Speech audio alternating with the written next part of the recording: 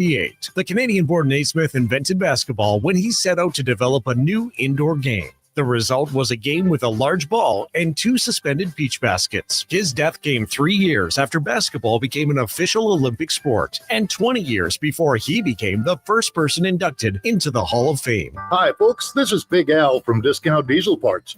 With over 70 years' experience, Interstate McBee is a leader in the heavy-duty diesel engine parts industry. And as an authorized dealer for over 20 years, we've been serving customers with those high-quality parts. Gasket kits, water and oil pumps, turbos, fuel injectors, heads, in-frame kits, and at a great price, too.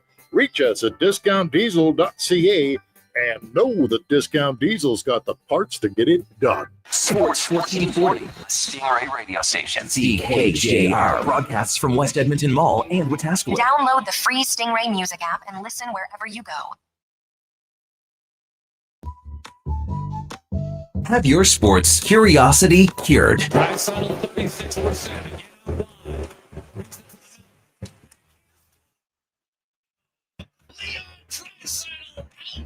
Casey Smith and tucks it inside the right post. A veteran of the sports reporting game for over 25 years. 2nd and 17.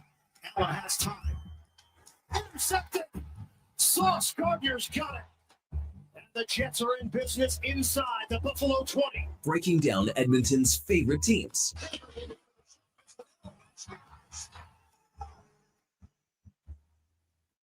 First player in National Hockey League history reached the magic number. This is Sports 1440 and the Kevin Karius Show.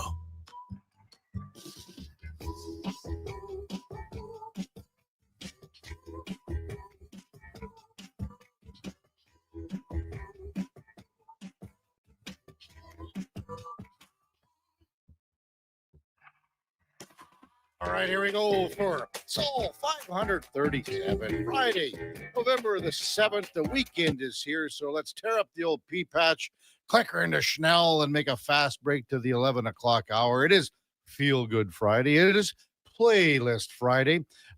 Donnie P promised something special for his final show while the Duke of Delburne has been on vacation. So send us a little note, a little request to 833-401-1440. Get him in, and Donnie P will get him on Playlist Friday. Hey, good morning. Welcome to the Kevin Karius Show on Sports 1440 on your AM radio dial. So glad you could check in with us on the morning drive here on Sports 1440. We're presented by Sports Select.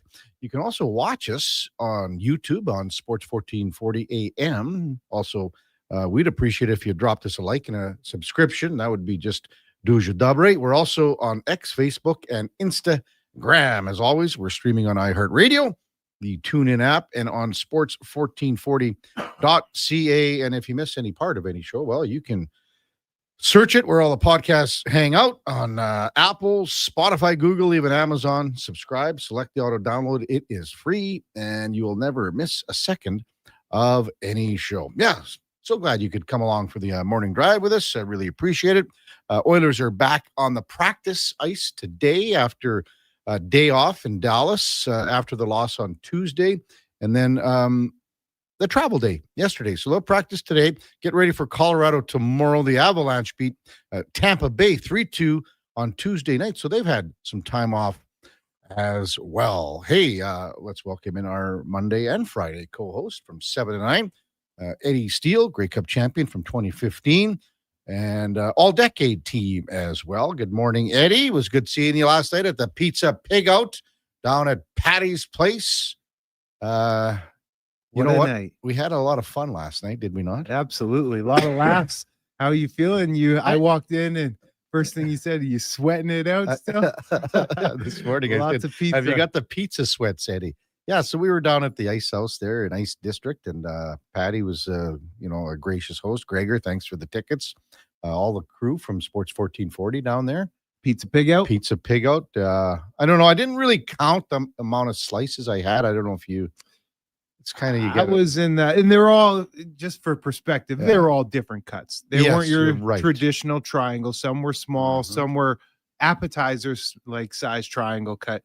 But I probably, all in all, I had about 10. I think I was about 8. Again, pizza pig out for a reason, and some of the people down there were literally pigs. Oh boy. And they said, hey, whoa, you don't have to stack 16, 18 pieces on your plate. I saw a couple of next level pyramids. Yeah, and I mean, then at the end, there was so much pizza left over. Everyone was getting a boxes to take home. To go. Did you take one? I never did. No. Yeah, I know you classy. took 2. Yeah, they sent me with 2. Patty gave me no choice. Yeah, he gave me no 2. choice. And the thing that I mean, when I don't have my glasses on in the dark like that, and you're trying to find the type and the make and where it's from. Yeah, the lighting was a little. It's hard for me to see, and so you just kind of go, I'll just. You're just taking what looks decent on top. You just go. You were hawking for some donair pizza. I was yesterday. looking. Well, I had a couple donairs at the start, and then I think a lot of people were going after them, after like I got to the line, and then I don't know, I couldn't find. You like the kind with the sauce on top? I like that one. There was the other one. I don't know what the brand was because again, you couldn't see sometimes the box. See the box. Yeah, and the brand. The way it's stacked. Yeah. And then all you can see would be the face of the box. So I mean, if you're gonna go down, and the other thing, there's people waiting behind you, and you're going, I'm not standing in line and looking at. Okay, now is this the pepperoni and mushroom? Well, come on now. Yeah. So take it and go. Oh yeah. I mean, and at that point, I mean, it's tasting a lot of the same anyway. I had a couple pops and Cole and Big Baldy was there, Yeah. So it was good. We had a lot of fun. So I gotta add, was that Big Baldy I was talking to? Yeah, with the beard? Yeah, sitting down? Yeah, Grant. Yeah. Oh, that was Big Baldy. That's Big Baldy, yeah. Oh, so man. he left the like EPS in No. What? We were sitting with the guys from the Pumps. Oh, that was Moser, Kevin Moser. Yeah. Hardworking Kevin Moser. Yeah, from the Pumps. Yeah, and then Baldy was just behind there. I didn't introduce myself to him. Oh, the hardworking Kevin Moser, yeah. Yeah, I had a line for Baldy, but Did you? I didn't get to introduce myself. 3-time Tri-Prov MVP, hardworking Kevin Moser. There we go. And Robbie Spanish, too. Dropped 30 on you like nothing. Oh, yeah, whatever. Moser, wake up, big guy. But it was a lot of laughs, a lot of fun. So we had the Thursday night football game on in the background.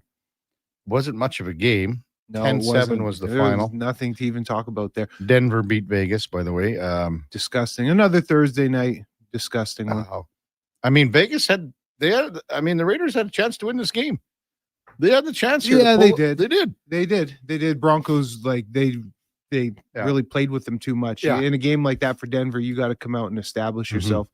I got to say this before we really just are done with the pizza pig out. I had such a fun, it was hilarious, but it was such a pathetic personal moment for me. Oh no. So it was right as I was leaving. You saw how I wanted to try that one pizza. It had the corn on it. I put it on your plate too. The roasted street corn. I never noticed. Yeah. Did I eat it or what? I don't know. I put a piece on your plate, and I was just sitting at my table alone. I had about 2 plates in front of me, a bunch of crusts. I didn't eat a bunch of crusts. 2 plates in front of me full of crusts. 2 boxes to my right stacked that Patty forced me with. Yeah. And I'm just eating there all pathetic alone, stuffed, slow eating this one piece of corn pizza. And Gregor just comes up to me. He's like, so, hey, you having fun, buddy? And I was like, yeah, man, it's been a great event. And I just had this realization, like, what was he thinking of me just sitting there alone with everything around, just looking so pathetic? And I just started laughing. I couldn't help myself. I thought, man, I look so pathetic, didn't I? No, but it was hilarious. Well, you probably did. Oh, for sure I did. For sure. Okay. No one in sight, just at a table alone, slow eating the pizza, junk all over. It was hilarious, man. Again, that game was on in the background. It's not like a guy was watching it intently, but I believe this is the first time since 1950, and get this stat: both teams had more penalties than first downs. Ooh. Can that even be possible? That's so gross. It was the 1976 Tampa Bay Buccaneers and Seattle Seahawks. They were expansion teams back then. Nobody wants to see that. No, nobody wants to see that. So that's how bad it was. Donnie, I mean, I picked Denver, and Denver had many opportunities. Let's welcome in Donnie Paulson here. So I'm down 0-1 on the week already. That's fine. But Denver had many opportunities to get another touchdown. They did. but that offense is severely dysfunctional. It's interesting because you talk about the dysfunction. There are points where it's dysfunctional. I do like Sean Payton, and I see what Bo Nix could be, but and they're still sitting 8-2. Well, they're sitting 8-2. There was an ugly win. Cupcake. It was an ugly win. They have an unbelievable defense, maybe the best defense in football, and that's it. And they've had a cupcake schedule. They've had they won against the Eagles. That was impressive. But you look at what that team did against the Giants. They were down 19-0 going into the fourth quarter. I think they are last year's Texans, where they have a phenomenal defense. They rely on that defense all damn year. They might win one round, but I don't see them going any further than that. They can't move the ball. They're just not very good on offense. I don't see it with that team. Well, we'll see. They got the Chiefs coming up. We'll see. Yeah, that'll be a big one. We'll see what happens in that game. That's the measuring stick. That's the litmus test. Exactly. When we see what happens in that game. And I don't know if Denver can't play like they have been playing and beat the Chiefs. It's that simple. So anyway. How many sacks did they rack up last night, guys? Six. To add to their lead total. Man, they're I think there was 14 or 15 punts in the game. The one block punt hit the guy in the head. That Skinner dude. It hits the guy right in the helmet. It almost gets lodged in between his mask and his helmet, Eddie. Honestly, I didn't even get a chance because, like you said, we were at the event. And as you're keeping tabs, you realize what kind of game it is, and it's one that's not overly worth paying attention to. They had there was a couple missed field goals. Man, oh man, it's tough. In the NHL last night, I don't know if you saw the Jakob Dobish post-game interview from the Montreal Canadiens. They lost in overtime to New Jersey, 4-3, gave up a goal with about a minute left. And Dobish, you'd think that he lost Game 7 of the Stanley Cup Final. Man, he's tearing up. I'm just like, I can't believe this happened again. So it was kind of like, hey, settle down here, big guy. You're the goalie. You got to pull yourself together, hold it together. It's only a regular season game. Too. Yeah, in November here. Yeah. Anyway, at least he's invested in the team and he wants to do well. So passion, show a little emotion, maybe. I don't know. St. Louis. The one thing with the St. Louis game, and I know that our text line at 833-401-1440, I know there will be some comparisons here. Jordan Kyrou, one of the better players on the St. Louis Blues, healthy scratched last night. They win 3-0 over Buffalo. Hofer had the shutout. So that's a ballsy move by a coach. You got to be careful when you're healthy scratching guys. It can happen. You can do it, but you got to the timing has to be right, and you got to make sure you know the pulse of your team. Kyrou's younger, right? Well, I think he's like 20. He's 25, 26. Middle age for NHL then? Okay. So anyway. Well, was he not performing? What no. was the deal? All the Blues as a whole. Here's the thing. The Blues as a whole not performing. Well, there's expectations going into this year. Yeah. There were. He's 27, as I said. Yeah. So he was a number 2 overall pick. This is a guy that had 70 points last year. This isn't a guy, how about this? 75, 73, 67, 70. This year he's got 14 games played, 4 goals, 4 assists. He's -8. So, you got to know, you better know how your team is. Oh, for sure. It better be the right strings you're pulling now. Because, what people are going to say, well, why doesn't Chris Knobloch healthy scratch guys? But some coaches go to the whip like this, some don't. And you got to be careful. And Jim Montgomery's the guy, right? You look where he's been. He's been coaching around here. Yeah, it's very true. Very true. I never got your opinion, and I wanted to know your thought on the Jordan Binnington puck thing. I thought it was comical. I thought it was a funny thing. Me too. And we had a texter. I didn't think it was a big deal at all. At all. Do you think he's going to get? You think at the end of the game, the police are going to say, you know what? Turn around, sonny boy. Cuffs are going on. Come on, man. Yeah, I thought it was good too. I thought it was good. We had a text ready. I thought the funniest part of the texter was maybe he had another puck in there, and he was going to do the old switcheroo. That'd be awesome if he did do the switcheroo. Premeditated going in. I love it. Something like that. Then now the guy's really warped. Hey, KK, I gotta say, man, Mhm. we all love some double D's. How about the Duke's Ducks? Holy Well, that was my next thing right here. smokes, boy. Next thing right here. So 7-5 over Dallas last night. Third team, Eddie, in 30 years. Just the third team in NHL history in 30 years to score 7 goals 4 times in the first 13 games of the regular season. 3 times in 30 years. Wow. I love seeing it. Yeah. I love seeing it. Yeah. Leading the division. There you go. Little change up. So I don't think it'll be sustainable, but a good change up. Yeah, I still haven't got a lineup from Donnie. Have you? No, man. You think it's Donnie's last day. He was out at the Pizza Pig. Didn't want to Pig air out. him out, but Well, I who are mean, we talking to today? Is it just us? yes, it's you and I for the first hour. So here's what we're gonna do. And I thought about this. So, I mean, I know you didn't get the lineup, and I know I didn't talk to you about it because I didn't know till late. But we'll bust down at 7:20 here. We're gonna bust down the CFL East and West finals. I like it. You can do that, can you? I love it. What do you mean, Ken? I'll Can do you? anything Huh? you Can ask you? of me, Can you? Huh? Kevin. So we're gonna do that at 7:20. We'll have some open time at 7:40. We'll get to some of your texts 833-401-1440. And again, it's Playlist Friday, Feel Good Friday. If you've got a request for today, get it in, and Donnie will get it on. Hey, KK. Hey, there's the lineup, Eddie. All right. Open up the phone lines today. Open them Well, up. We're a little like we are light today. This is mail-in Friday for Donnie. Mail-in Friday. He's donezo. Donnie, let's have a look at this lineup. A lot of here. opens. Okay. Yeah, there's a Open few opens segment, in the 7:20. first- Okay. Open segment 7:40. Thank the Lord for Mark Spector at 8 The o'clock. spec spike will be booming today. Open segment at 8:20. in or out at 8:40. So open segment pretty Open much. segment at 9. Yeah, you're open through 9:20, man. Holy cow. Mail in Friday with Donovan Paulson. And actually, so I lined up Ian Herbers at 9:20. Donnie, what happened to you, my guy? Just wait a second. Did I here. get away from you?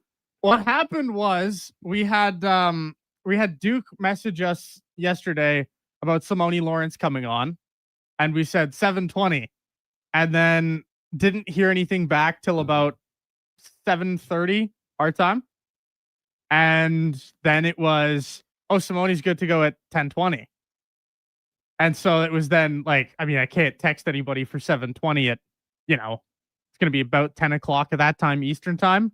Can't text anybody for that. Let's put our big boy pads on today, KK. We got some work to do. Okay, well, again, so I line up Herbie. He's going to come on at 9:20. Technically, Duke lines up Simone Lawrence. Is that correct? So who Technically, got, so Okay. who got Technically. Connor? Connor McGahee. that's all me, baby. Did I give you tell you to call him? Uh Yes. Yes. That's his number to I him said, too. no, I said, what about Connor McGahee? He'll be good to come on. So John Michael Lyles didn't respond. So Oh, definitely donuts. Donnie. Definitely donuts for the boys. that is a mail-in Friday. I want to mention a text here from Buck. Morning, boys. A very good friend of mine passed away last night. His name was Darren. Can I get a little shout out for him? You betcha. He was his wife. He was an avid listener. So thanks. So Buck, all the best to you and everyone and Darren's family. Absolutely. So- Lifting Darren's family up. Yeah, you betcha. Thanks for sending that, bud. Yep. Pray for peace. Yep.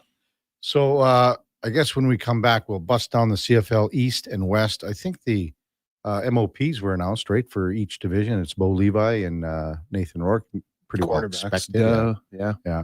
And we'll bust down the CFL East, CFL West division finals tomorrow in the CFL with Eddie Steele. It's the Kevin Karius Show with Donnie P. Josh Fenwick on Sports 1440, presented by Sports Select. We're streaming on YouTube, X, Facebook, and Instagram. Hi, Mike here from Northgate Chevrolet Buick GMC. Friday. Snow, colder weather, Easy down. shorter days. November is officially here. But it doesn't all have to be bad news. If you're thinking about a new or used vehicle, now is the time. Massive savings, 0% financing, and don't forget tires at cost. Yes, that's right. We sell winter tires at cost. There's lots to celebrate in November. And as always, we'd like to thank all of those who have fought and served for our country. Stop in and see us today, 13215 97th Street, or visit us online at northgategm.com. You're in Northgate country. Getting in on the sports action you want is as easy as playing at sportselect.com. Simply make your picks online, generate your QR code, and lock in your bet at your local Lotto Spot retailer. Then sit back, watch the game, grip your chair, and high-five anyone nearby. Every bet is 100% legal with the chance of winning cash in hand. Sports Select. When you're ready to play, bet on the original. Must be 18 plus to play. Play responsibly. This is Andrew Walker, host of the postgame show on Sports 1440. After every hockey game this season, tune in and chime in as we talk about the game. It's all sponsored by Legacy Heating and Cooling. Don't get left in the cold. Visit legacyheating.ca. Heard of Uline? You know, the have-it-all in stock, ready to deliver shipping and industrial supply specialists. The company that does things for you that are unheard of, like keeping 41,000 items in stock in our own warehouses. With customer service reps on the line to get you what you need when you need it 24/7, 365 every time. Maybe you heard it here first. Want to hear more? Visit uline.ca. ULINE, your shipping and industrial supply specialists. Watch out. They're back. I don't know why you treat me like the worst moving company in the region. Get ready for a new season of the homegrown Crave original, The Office Movers. All right, should we roll? The hilarious hit series from creators Jay and Trey Richards. We're building, we're elevating, we're moving up. New space, new contract. You guys need to go. The client is freaking out. Where is the elevator? It's busted.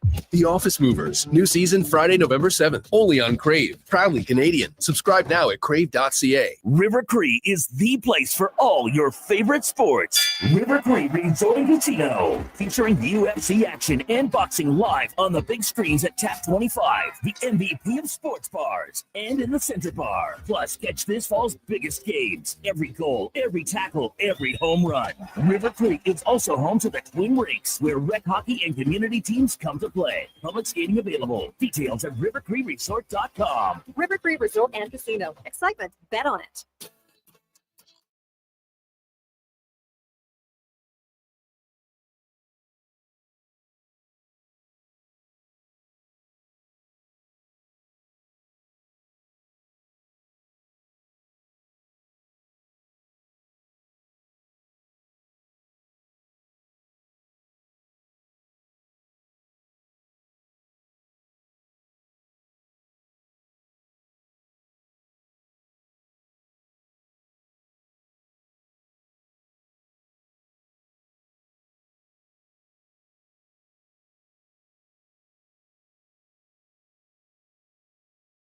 This is the Kevin Karius Show on Sports 1440, a proud presentation of Sports Select. In store or online at sportselect.com. Please play responsibly.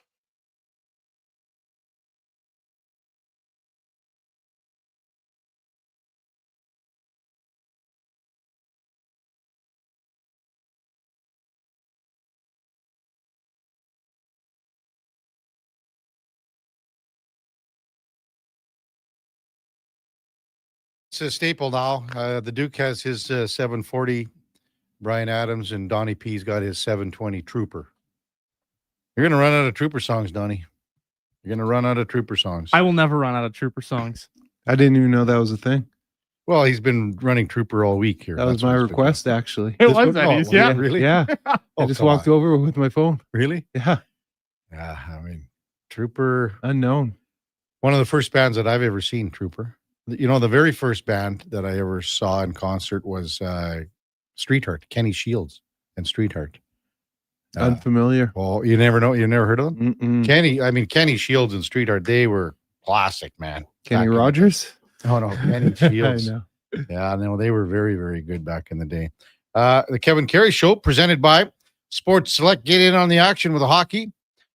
We've got a full slate of games in the NFL on Sunday. Basketball, of course. Bet on the original at sportselect.com. It's 100% legal. Must be 18 plus. Please play responsibly. Should mention, too, we ran into a few of our loyal listeners, Deanocracy and the King of Fort Nasty last night. Good to meet you, fellas. Came up to us and introduced themselves. Appreciate it. And they were talking about the shows and everything. And thanks Appreciate for the support. Yeah, thanks for, because obviously we didn't know who these guys were. They came up and introduced themselves. So it was good.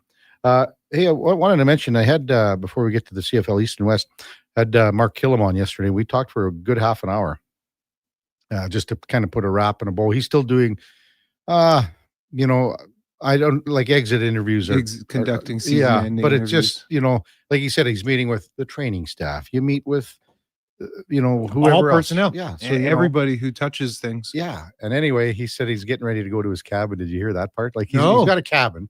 I go, well, of course, it's like details unknown of where it is, and like he just goes there and he stares at the walls and he kind of looks around and it's like pretty, like good for him, like primitive. You need that. Yeah. Oh, and it's pretty primitive. Oh yeah, huh? no, like I said, like, it's not like glamping. Oh, no, it's not no. a cab. It's not No. a chalet. no, he's there and he's going through his. Oh, he's off the grid zone. He's up, yeah. It's like there's no power. He chops wood and he feeds the fire. I could picture him just chewing wood, staring at a wall. Well, I said, you know, we got come by. We'll give you some Wilhock beef jerky and stuff. He said, yeah. I said, my question so it was like, what do you do there? Like, are you hunting, trapping, fishing? You taking a can of Chef Boyardee up with you? What are you doing? He kind of laughed at that, but no, it's a time where he just sort of, you know, you get to yourself and you got no distractions and need that clear your head and whatever. So. Especially after this first go around.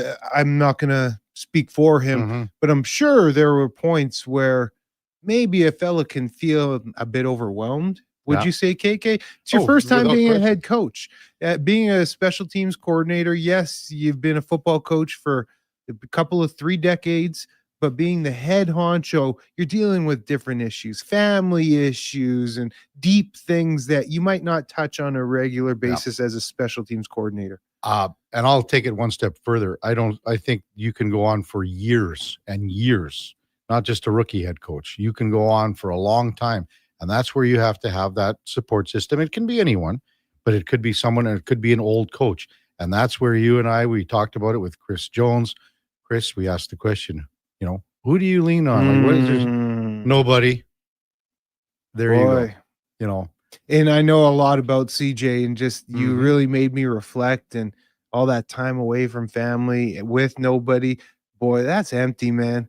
Ooh, KK, that's an emptiness I never want to feel, man. Yeah, we asked the question. Seriously. The question was to Chris Jones. Like, when you are 1 in 5 here or whatever, and you need like it could be an old college coach. It could be a high school coach. Who do you talk to? Yeah, nobody. Who do you talk? And it's not about the X's and O's even. Who are you talking to? You gotta. Who are you letting it out? It's like say, hey, let me bounce something off. You. Exactly, man. You know, so and maybe especially as a dude. Yeah, especially as a dude. And you can guarantee that Mark Killam has talked to dozens of people, and wherever it is, whoever it is, and again, it could have been like, you know, maybe like Tom Wilkinson's a bad example, but that was his coach here, and Wilkie may not have been the best coach when it comes to the Golden Bears, but again, he was very well respected by players, and they loved playing for him. You know, Wilkie's going through some issues now, but I mean, it could be anyone. It could be an old teammate, for Pete's sake. So one stark difference, really, just thinking about the 2 different coaching styles. I was coached by Jones, and you know, was as close as a fella could be to the Elks action, knowing how Killam operates in that locker room. And one locker room is coached with love, and they love each other, like actually love like a team. You know what I'm saying? And the other, it's just you're cutthroat there for your job. That's CJ versus Killam. Yeah. All right, CFL East final. We go here with Montreal and Hamilton. It is a 1:00 Mountain Time start, so 3:00 Eastern, obviously. Montreal and Hamilton. Where do we go here? Well, it's Davis Alexander. Does the young buck dethrone Bo? It's Davis Alexander, 12 wins without a loss as a CFL starter. Remarkable. Unreal. Selfishly, I looked at his contract situation because I thought, you know how Ed Hervey is. Like, he got Mike Riley out of BC. Yeah. And unfortunately, I think that would never happen. It's not happening.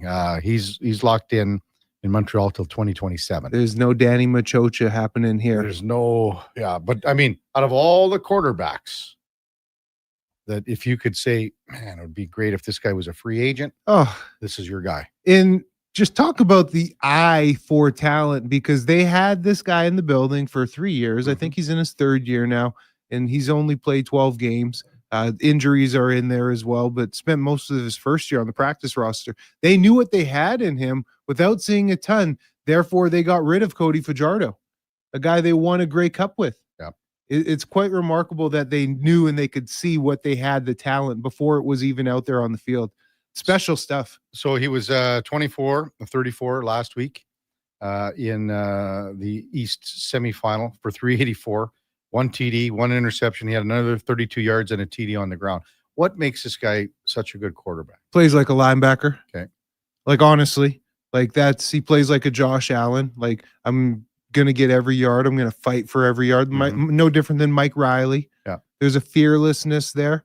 Okay. Of course, he's competent at passing and can do all the things that you got to be able to do as a starting quarterback. Throws a nice deep ball, good intermediate, but his athleticism allows them to open up the playbook for, stuff underneath, the options, the different gimmicks, so to speak, that you can throw at different defenses. And then he can pick up first downs with his legs. You see what Nathan Rourke can do with his legs, how potent they've been down the stretch here in the season.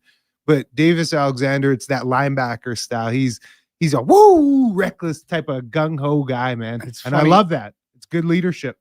Well, I love it. His head coach was like that play. His head coach was like that. No doubt about it. So how does that help? Like, if you, let's just say, and you talk, okay, so as a head coach, if you played a position previously, and now say, let's just use Mike Riley for an example. How much of an advantage is that for the fact that your main player on the field, your quarterback, that you have that and you know what it takes? Like, I'm trying to say, like, the difference, say, to a Mike O'Shea. Absolutely. There's that. I know exactly what you're saying, and I hope I get the word right. I know it's going to be close, but that synchronicity between each other, especially at the quarterback position, because it's different. It's the most important position in football. That's just the reality of it. We talk about the O lineman. That's the most important group. But if you want to win championships, it's all about the quarterback. So when you have a head coach that sees it that way and then can relay and talk to your quarterback in a certain way, it's different than the way Mike O'Shea is talking to Zach Caleros. I can promise you that.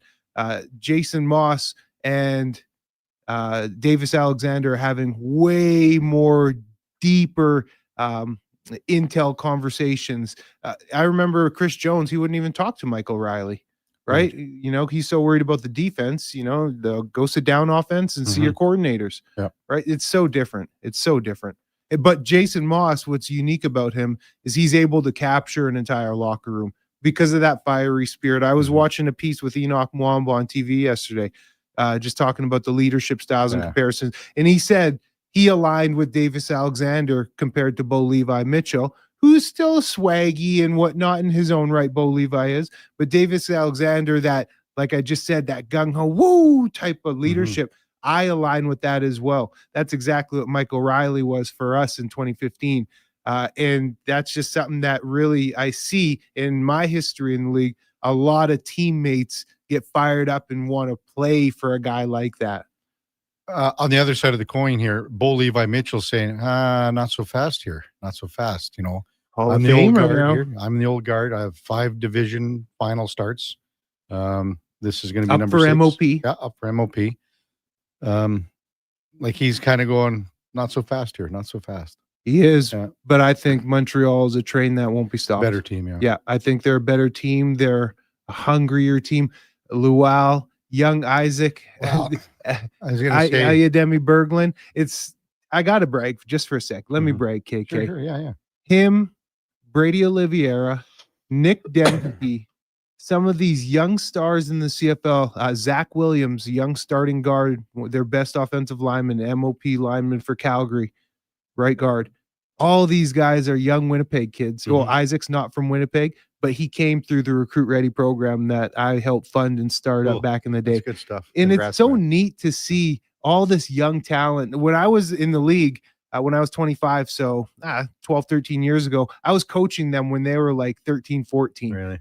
grade 9, just getting into high school. And it's so neat to see now how the generation is now fully complete. And these guys are all face of the CFL balling, and they all came through Recruit Ready. It's really cool to see, KK. It'd be kind of cool if you could reach out to get him on the show today with all these open slots. Man, probably could. Hey, Donnie. But the issue is he'd call in, but would Donnie pick up at this point? Nah, we're full up, Donnie would say. We're full up. Oh, man. I was going to say about the run game here. I'm just checking Greg Bell. And that, I mean, he had over 1,000 yards rushing. And you kind of go, well, Greg Bell, 1,000 yards rushing. You know what I mean? Like, it's sort of under the radar. Do you know? He's a big guy, too. Yeah. He's a big The old guy. dinger. Yeah, I think they'll hold him in check. Okay. I think they'll hold him. And Montreal's got a defense that's really the best in the league. Mm-hmm. So I think that this will be Montreal's game. Even if because Montreal can win both ways. Tight game, Montreal has the defense to keep them in it consistently. Shootout, they have an offense. And how about those Philpott twins, man? Aren't they something? Yeah. Yeah, I remember their pops, Corey Philpott. I sure Beast do. of a running back. Yeah, I sure do. Yeah. And then now his sons. It's awesome. What do you think about the West? Where Well, you? we haven't got there yet. We're, because we have a lot of time here, Eddie. We have open segments. Are right? we? Sure. Okay. We want to go to the West. Well, I mean, we gonna break soon, or when are we gonna break? Sure. here? Yeah, we got time. We'll go. What we'll do is might as well do the West, and then we'll go to. Well, or you want to do all East and then we could go. do We a whole can- segment on the West? And I haven't heard yet. Does anyone, maybe a listener knows, is it a sellout yet at Mosaic Stadium? Have you heard that, Eddie? I've heard they're getting close. Close? Like, Okay. like it'll be. Who's kidding? Mhm. It'll end up being a sellout come game day. I hope so. I would imagine. Well, like Saskatchewan fans get pissed off at that organization. But man. why? How could you best team in? What's there to be pissed off? Okay, we have this conversation all year, Kevin. Let's Okay. talk about this. Parking. Okay, ticket prices. no. It's all about winning. Chris Morris even said that you have the It's best not team all in the about- league. Sorry, Eddie. It's not all You have about the winning. best team in the league. It's fan engagement. It's pleasing the fans. Why do people go to Winnipeg? They have a fun time. They have a good time at It's the an game. anomaly. I don't know what's up because I'll turn the TV on and I'll see Sask rolling at whatever Yeah. their record And then is. you see the whole upper And deck yeah, empty. I don't know what's up. It wasn't like that when I played there. I can tell you, my friend Pecchio, he's been there for years. Craig Adam worked in media. Now he's like a top realtor. He says it all the time. The organization pissed the fans off. Yeah, I was there to witness some of that. There you go. And I mean, I mean, witnessed some of that. Hey, how about for 5 years? The organization pissed the fans off. And what's interesting is, one of the people doing the pissing, as you might say, just continues to get extended In Sask. Sure. If you want to do the math, you can figure out who I'm Mhm. talking about. Yeah. Anyway, as far as on the field goes, and I picked Montreal too. This one here is intriguing, but I'm still going to go with Saskatchewan. I think home field is a massive. I'd like to see tipping point Sask here. win. I'd like to see Saskatchewan, Montreal, Grey Cup. The other thing too is that now you got a lot of people going to the Grey Cup from Saski and Winnipeg. Yeah. That's why I'd like to see BC Sask wins. win. If BC wins, no one it's- cares. Yeah. Right. And I want to see Sask win because who's kidding who? BC over the past, since they've been in this playoff window, the past, I don't know, 5 years ish, where they've been a really good offense. They just falter in the cold weather. They've done it in Winnipeg a couple of times in West Finals, and they're probably going to do it again in Saskatchewan here. There's something about them all the time, and it's known within the locker rooms.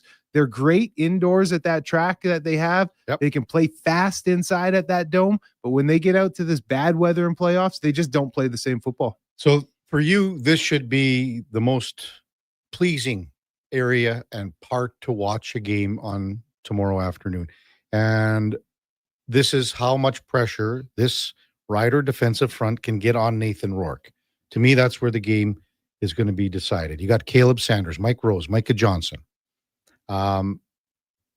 Looking at the stats for Pro Football Focus, all top 10 defensive tackles. Micah Johnson it's unbelievable what he's doing. Riders finished the regular season with 43 sacks. That's too shy of the league lead. So how much pressure do you think they can get on Rourke? How much, is Rourke going to be, how often do you think Rourke's going to sit in the pocket compared to rolling out? Not often. 1 out of Not 10 often plays. and long. So he's rolling out. He'll be on the move. Okay. He'll be on the move. Absolutely. BC's going to have to and play balanced, and they're going to have that run game. If they get behind the sticks, if it's second and longs consistently, these defensive linemen for Sask are too good. Micah Johnson, this guy is in his 12th year, I think. It's unbelievable how he's a year younger than me. Like, he's a year younger than me, and I retired 7 years ago, Kevin. Yeah. And he's still he was an all CFL D tackle this year at 36 years old. It's remarkable what he's doing.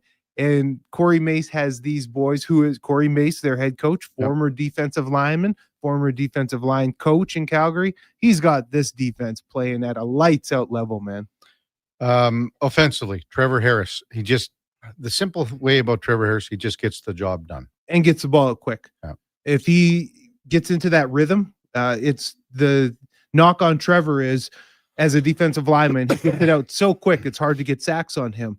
But if you can make him hold it and knock it out quick and read the defense in the first 2 seconds, then you can get after him and you can really cause havoc, because he's not overly athletic. He doesn't want to get hit. He's darn near 30 years old or 40 years old. I know, he's up there. He's way up there. So, yeah, the thing with Trevor is you got to eliminate that first read. So then you're really relying on your secondary to take away that first read. But if he has that first read, man, he will pick you apart. And if he gets into a rhythm, you'll see quite often he'll have games, man. It's not an oddity for him to go 25 or 30 for 300 yards.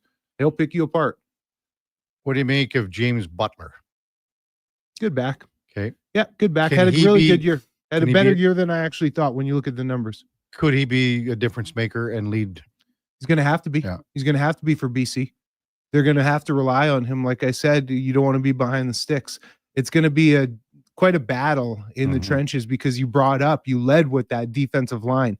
And you talk about the defensive line versus Nathan Rourke and limiting him and Butler. Well, it's going to be the defensive line versus that BC O-line. I think BC O-line is what everybody should be looking at. If they can hold up, if they can play in physical in the weather, that's going to be the key. Riders, 76 rushing yards allowed per game. And in week 4, I'm checking the stats from week 4, Butler had 123 against Saskatchewan and a touchdown in week 4. So that's a long time ago. BC beat the Riders in week, like at the very end of the season, but the Riders rested a lot of guys. Nothing to play for. So Saskatchewan beat BC twice earlier in the season. And I'm picking the Riders to come out on top here. I think it's going to be a closer game than maybe people think. Maybe it'll be a field goal game, which leads me to go to the kicking game in Brett Lowther, who he struggled this year. He's iffy. And we saw Sean White drill the field goal to win it last week in Calgary. Stud. Against Calgary, pardon me. He's the Clutch. Mr. Clutchington. No question. So the edge there to BC. But. Absolutely. I like Brett. He was a great teammate. The past 2 seasons he's gone through some major ups and downs, but he's I don't know. Confidence, obviously. I guess, but he's got a bomb. He's been accurate over his career. I mean, liquored up kickers, Eddie. Liquored up. He's been there, Peyton. Yeah. He's been their kicker too since I was there, 2018. It's a long tenure. Text 833-401-1440. We'll get to those momentarily. We'll take a quick break. So we both have Saskatchewan and Montreal moving on. I got him for the Grey Cup. Lock it in. I want to see when you have a team where people care about football, like the Riders, to go to the Grey Cup, that's meaningful. Like if BC gets into the Grey Cup, it's going to be like, come on now. Especially with it being just right next door where you can really invade. I love that Winnipeg's not in it. That made all the playoffs just worth it for me. Really? Like that was my version of a Grey Cup. Eddie. I don't like them like that. I don't root for them like that. I'm a hater, man. Come on now. Come on, baby. Pay me is what I would say. But they chinced me twice. It's my dream to play for them. What kid doesn't want to play for their home? A kid born and raised in Edmonton. Are you kidding me? He doesn't want to play for the Eskimos or Elks? Yeah. Come on. Like, that was They my thought you were dream. going to take the hometown discount.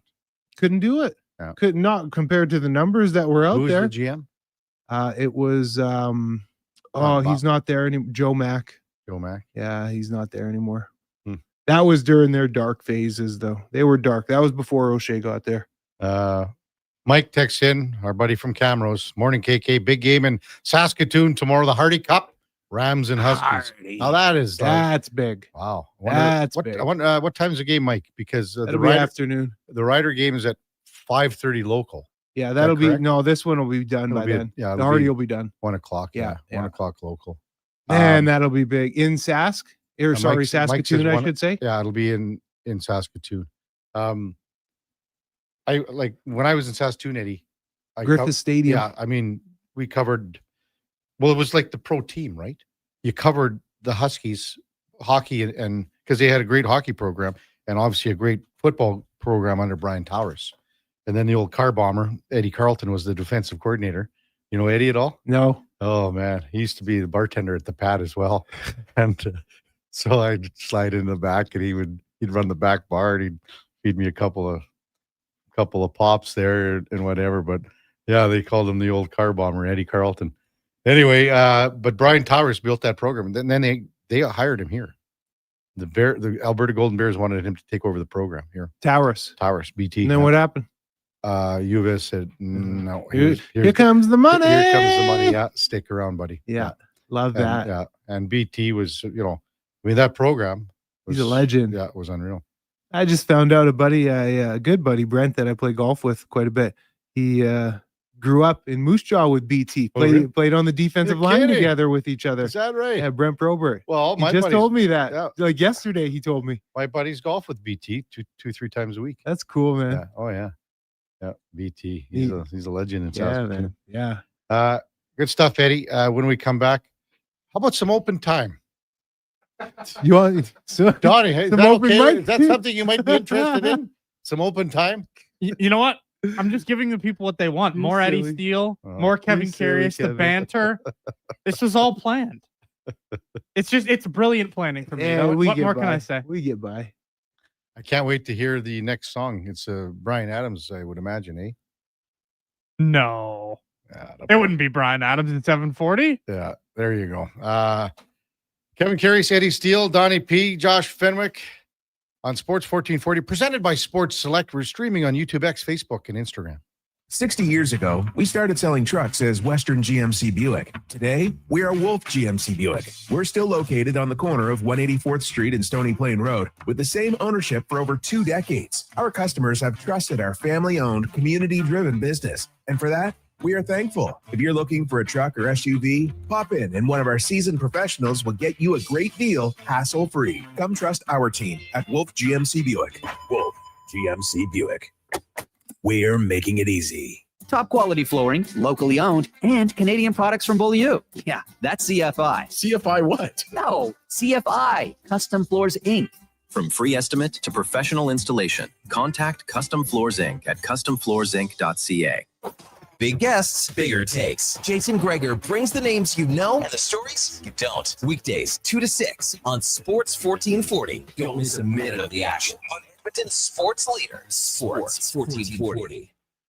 I'm getting McDonald's. You want anything? Oh, yeah. I'll get I've got to get 2 cheeseburgers, medium fries, and a medium fountain drink for $9.99. Hey, maybe I'll eat 1 cheeseburger right away and save one for later. Maybe I'll stack them and eat them both at once.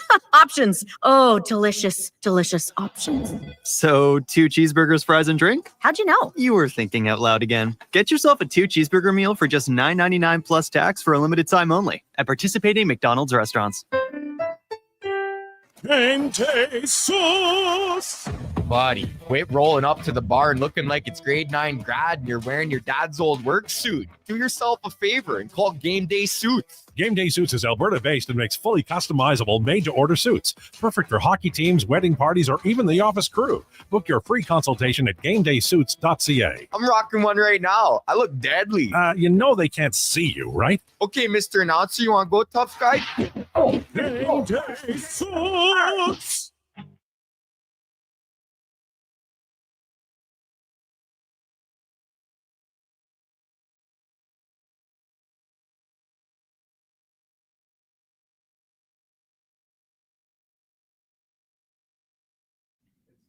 Portions of this hour brought to you by Nectar.io, transforming field data into boardroom insights. Nectar.io is the all-in-one solution for your fleet safety, time tracking, and materials management needs. Nectar.io, your business made better.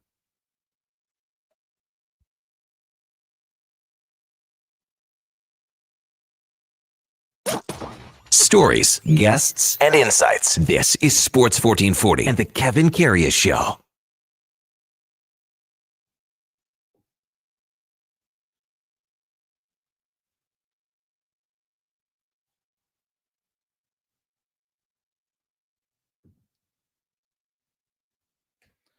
All right, welcome back to the big program, 7:49 in Edmonton. Quick little segment as we ate up a whole chunk there with the East and West final. Major League Baseball news. This is qualifying offers happen all the time. Bo Bichette received his. It doesn't really mean a whole heck of a lot. Our boys on our baseball chat threw a trivia question out that could be as hard as it gets. And you'd have to be an old baseball guy to even have a sniff at this because I had no clue. One major league pitcher in baseball history has a win in every Canadian ballpark in the majors. So, okay, the Toronto Blue Jays started at Exhibition Stadium. Then they went to Skydome, Rogers now. So 2 parks there. The Montreal Expos started at Jarry Park and then went to the Big O, obviously. So one pitcher picked up a win in all 4 of those stadiums. That's next level. That is, yeah, it's insane. That is insane. I don't think anyone could probably get it. The guy was a pretty good pitcher, actually, over the years. He was a big lefty, I think. Why don't you put the old Gregor bet on that? You'll shave your head if someone comes up with it. Because people just go on the internet and look anyway. Yeah. Shave my, no, he let his hair grow. I know, it's the opposite. Yeah, I don't know. I thought he looked better. Anyway. He did? Oh, yeah. Nah. Well, you can only improve on so much. Nah, he got to stick with the cue ball club. Eddie was mentioning, what about Sid Crosby? So he's got 11 goals now after last night's performance, tied with Cutter Gauthier. And I mean, Cutter Gauthier here, man, 11 goals. Sid with 11 as well. I can't wait for tomorrow night because you got Nathan McKinnon, 10 goals. Leon Draisaitl, 10 goals. Obviously, Connor McDavid is leading the league in points along with Jack Eichel, Macklin Celebrini, all with 21. But on the blue line, Cale Makar, 18 points. Jeez. Like tomorrow is going to be fast. I just hope that the officiating says, okay, let these guys go. Don't call some rinky-dinky hooks and stuff like that, or a little bit of a tug or something. Yep. In that sense, Let them play. Let them go, and then we'll see a track meet. Hopefully, Exactly. Don't let it be like a 5 or 6 penalties for each side game. Let these guys decide at 5-on-5. Exactly. I mean, that favors Colorado. The way the Oilers are going 5-on-5. I mean, take away the one game against Montreal, and there's not much there at all. And let's just hope. Let's hope, KK, that the Oilers don't go up by 2. Oh man, it's trouble. Jumpin' Jack Flash has sent in his Friday playlist. It's a little different. Thanks, JJF. It's a little different. And we had one earlier from Doug, Donnie, about Jackson Brown. Now I'm going to amend this from Doug. He wants to hear that song "Stay" by Jackson Brown. It's a hell of a song, but change it up, Donnie, and put on, instead of "Stay," and I think Doug will be fine with this, "Doctor My Eyes." Can you do that one, Donnie? I'll throw her in there. Yeah, we've got Bad Company coming up at some point. We'll have that coming up at some point. And I'm gonna throw in my request in the probably 10-20. Army Daryl texts in, "Hey Eddie, you want to go to AC/DC with me? You can wear your jean shorts, cowboy boots, and your 10-gallon hat." Only if you let me tuck my boots, Army Daryl. Mike says, thanks, Eddie, about the game on for Telus. He said his son is number 96. He's a backup defensive end. Sweet. It's hard to miss when he's on the field. Man, even 6 better. 6'6", 290. Should have said that from the jump, Mike. We would have been pumping this way more. You got your boy out there. Love it. Love it. So, there are other people out there. It's just not you and I, Eddie, with these two donkeys in the studio. There are other people out there, like a guy like Mark Spector. Speck? Yeah, Speck is out there. He's like, alive? There are other people. We're going to see some people at 9 o'clock too, like Ian Herbers. He'll be with us at 9:20. I'm in the twilight zone. I'm going dizzy here. I don't even like. You know what? I don't even know how to do interviews anymore. Like, I'm gonna have to sharpen the old pencil here. When we get to like Speck's not spec, but when we get to Herbie and Connor McGahee, Boy, here, I know. Holy smokes, man! What are we running a podcast around here? I would just like to say, Kevin, if you dramatically improve today, yeah, I'm taking credit for it. Thank you, because it's the way that this schedule has come out. If you dramatically improve today as a host, it's all due to me. Thank you, Donnie. I appreciate it. Eddie, keep in mind that you got to get your 2 afternoon picks, or it could be morning or afternoon. Yep. For NFL Sunday. I'll get something. Donnie and I will do the Sunday night one as well. But anyway, Donnie gets 2 picks, and then we'll do the Monday night with Duke. So we'll see what happens, Donnie. Before Mark Spector at the top of the hour, we've got a Sports 1440 update brought to you by Nectar.io, transforming field data into boardroom insights. Nectar.io is the all-in-one solution for your fleet safety, time tracking, and materials management needs. Nectar.io, your business made better. Here is Donnie P. This is a Sports 1440 update. NHL action from last night. The Lightning, they doubled up on the Golden Knights 6-3. The Panthers took down the Kings 4-2. The Ducks beat the Stars in a barn burner 7-5. The Pens beat Ovi and the Caps 5-3. Bruins edging out the Sens 3-2 in overtime. And the Habs, they fell to the Devils also in overtime. The Thursday nighter saw the Raiders dropping one to the Broncos 10-7 in a snooze fest. And on the hard court, it was the Suns over the Clippers 115-102. Coming up on Sports 1440, we've got Sportsnet's Mark Spector right after the break. I'm Donovan Paulson. That's your Sports 1440 update. Sports 1440 in West Edmonton Mall and Wetaskiwin. CKJR is a Stingray radio station. Download the free radio player app and listen wherever you go. Looking for the perfect used ride? Now's the time.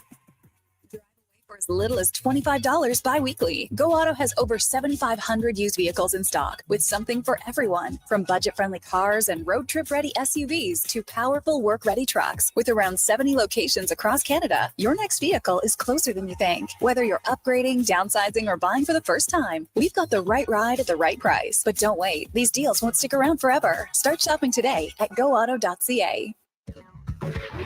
Getting in on the sports action you want is as easy as playing at sportselect.com. Simply make your picks online, generate your QR code, and lock in your bet at your local Lotto Spot retailer. Then sit back, watch the game, grip your chair, and high-five anyone nearby. Every bet is 100% legal with the chance of winning cash in hand. Sports Select. When you're ready to play, bet on the original. Must be 18 plus to play. Play responsibly. Is your company drowning in paperwork and administrative tasks? Do you need more data to make better decisions? Nectar.io is your company's all-in-one solution for fleet and materials management, safety, time cards, and GIS-based project management. Now is the time to capture and transform field, site, and shop data into boardroom-level business intelligence, all with one login. Visit Nectar.io to book a demo today. Nectar.io, your business made better. Watch out. They're back. I don't know why you're treating me like the worst moving company in the region. Get ready for a new season of the homegrown Crave original, The Office Movers. All right, should we roll? The hilarious hit series from creators Jay and Trey Richards. We're building, we're elevating, we're moving up. New space, new contract. You guys need to go. The client is freaking out. Where is the elevator? It's busted. The Office Movers. New season Friday, November 7th. Only on Crave. Proudly Canadian. Subscribe now at crave.ca. This hockey season, they're all in at Metal Supermarkets. They were even practicing the wave around the lunchroom table. Till Bob's soup splattered everywhere. I'm so hungry. Poor Bob. Oh, well, gotta love the passion. Speaking of which, their team is all in on cutting metal to your exact specifications. And fast. Metal Supermarkets, the local convenience stores for Southside, West End, metalsupermarkets.com. 3 locations, endless sports action. Sully's Sports Bar and Lounge. Sully's is the place to catch every game this fall. With tons of TVs, there's never a bad seat in the house. Check out the game night food and drink features and bring your friends for all the fun with Oilers watch parties all season long. Sully's Sports Bar and Lounge at all 3 Century Casino locations, Edmonton, St. Albert, and Century Mile.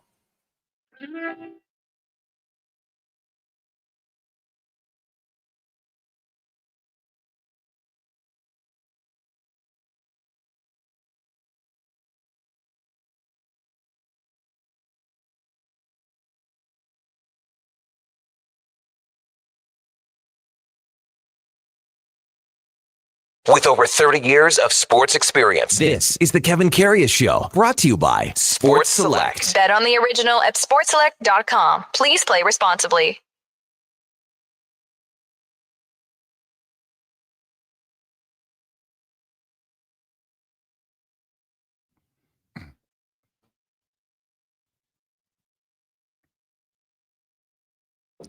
All right, what do we got going here?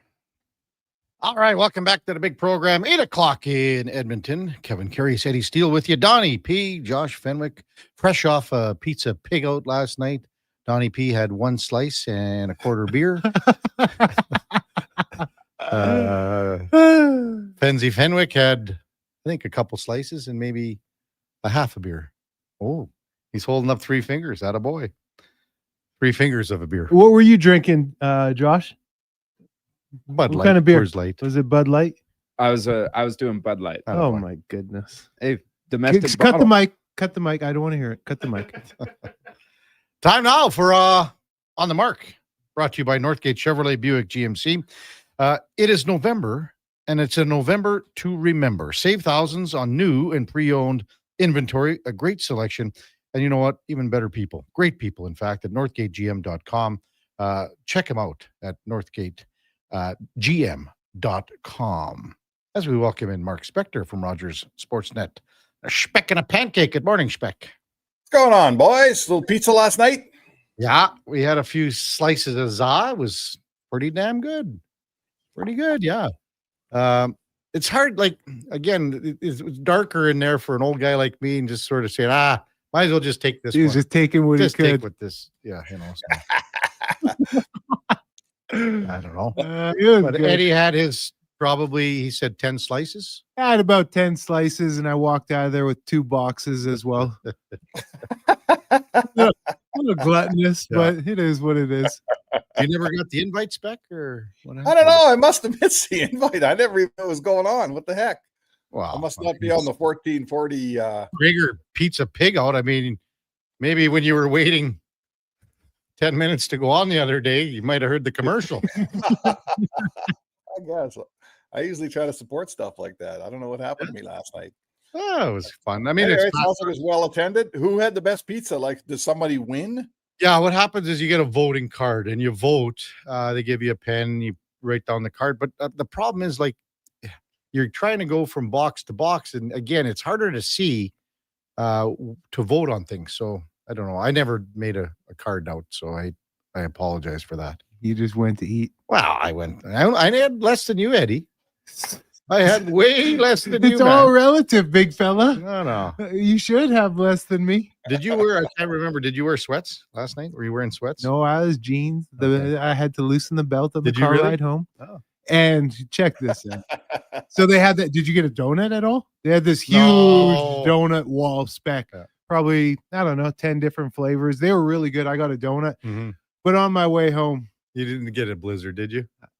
no, it wasn't a blizzard. Oh. I got a dipped cone. Oh, just a savage. A dipped cone. Wow. I brought one for my wife as well. Oh, what are you, like 16 years old or what? Well, truthfully, I just didn't want to take out a second mortgage to get a couple of blizzards. Oh, man. Oh, boy. Hey, Spec, before we get to Oilers, I was just thinking, and we went through a few games last night in the NHL.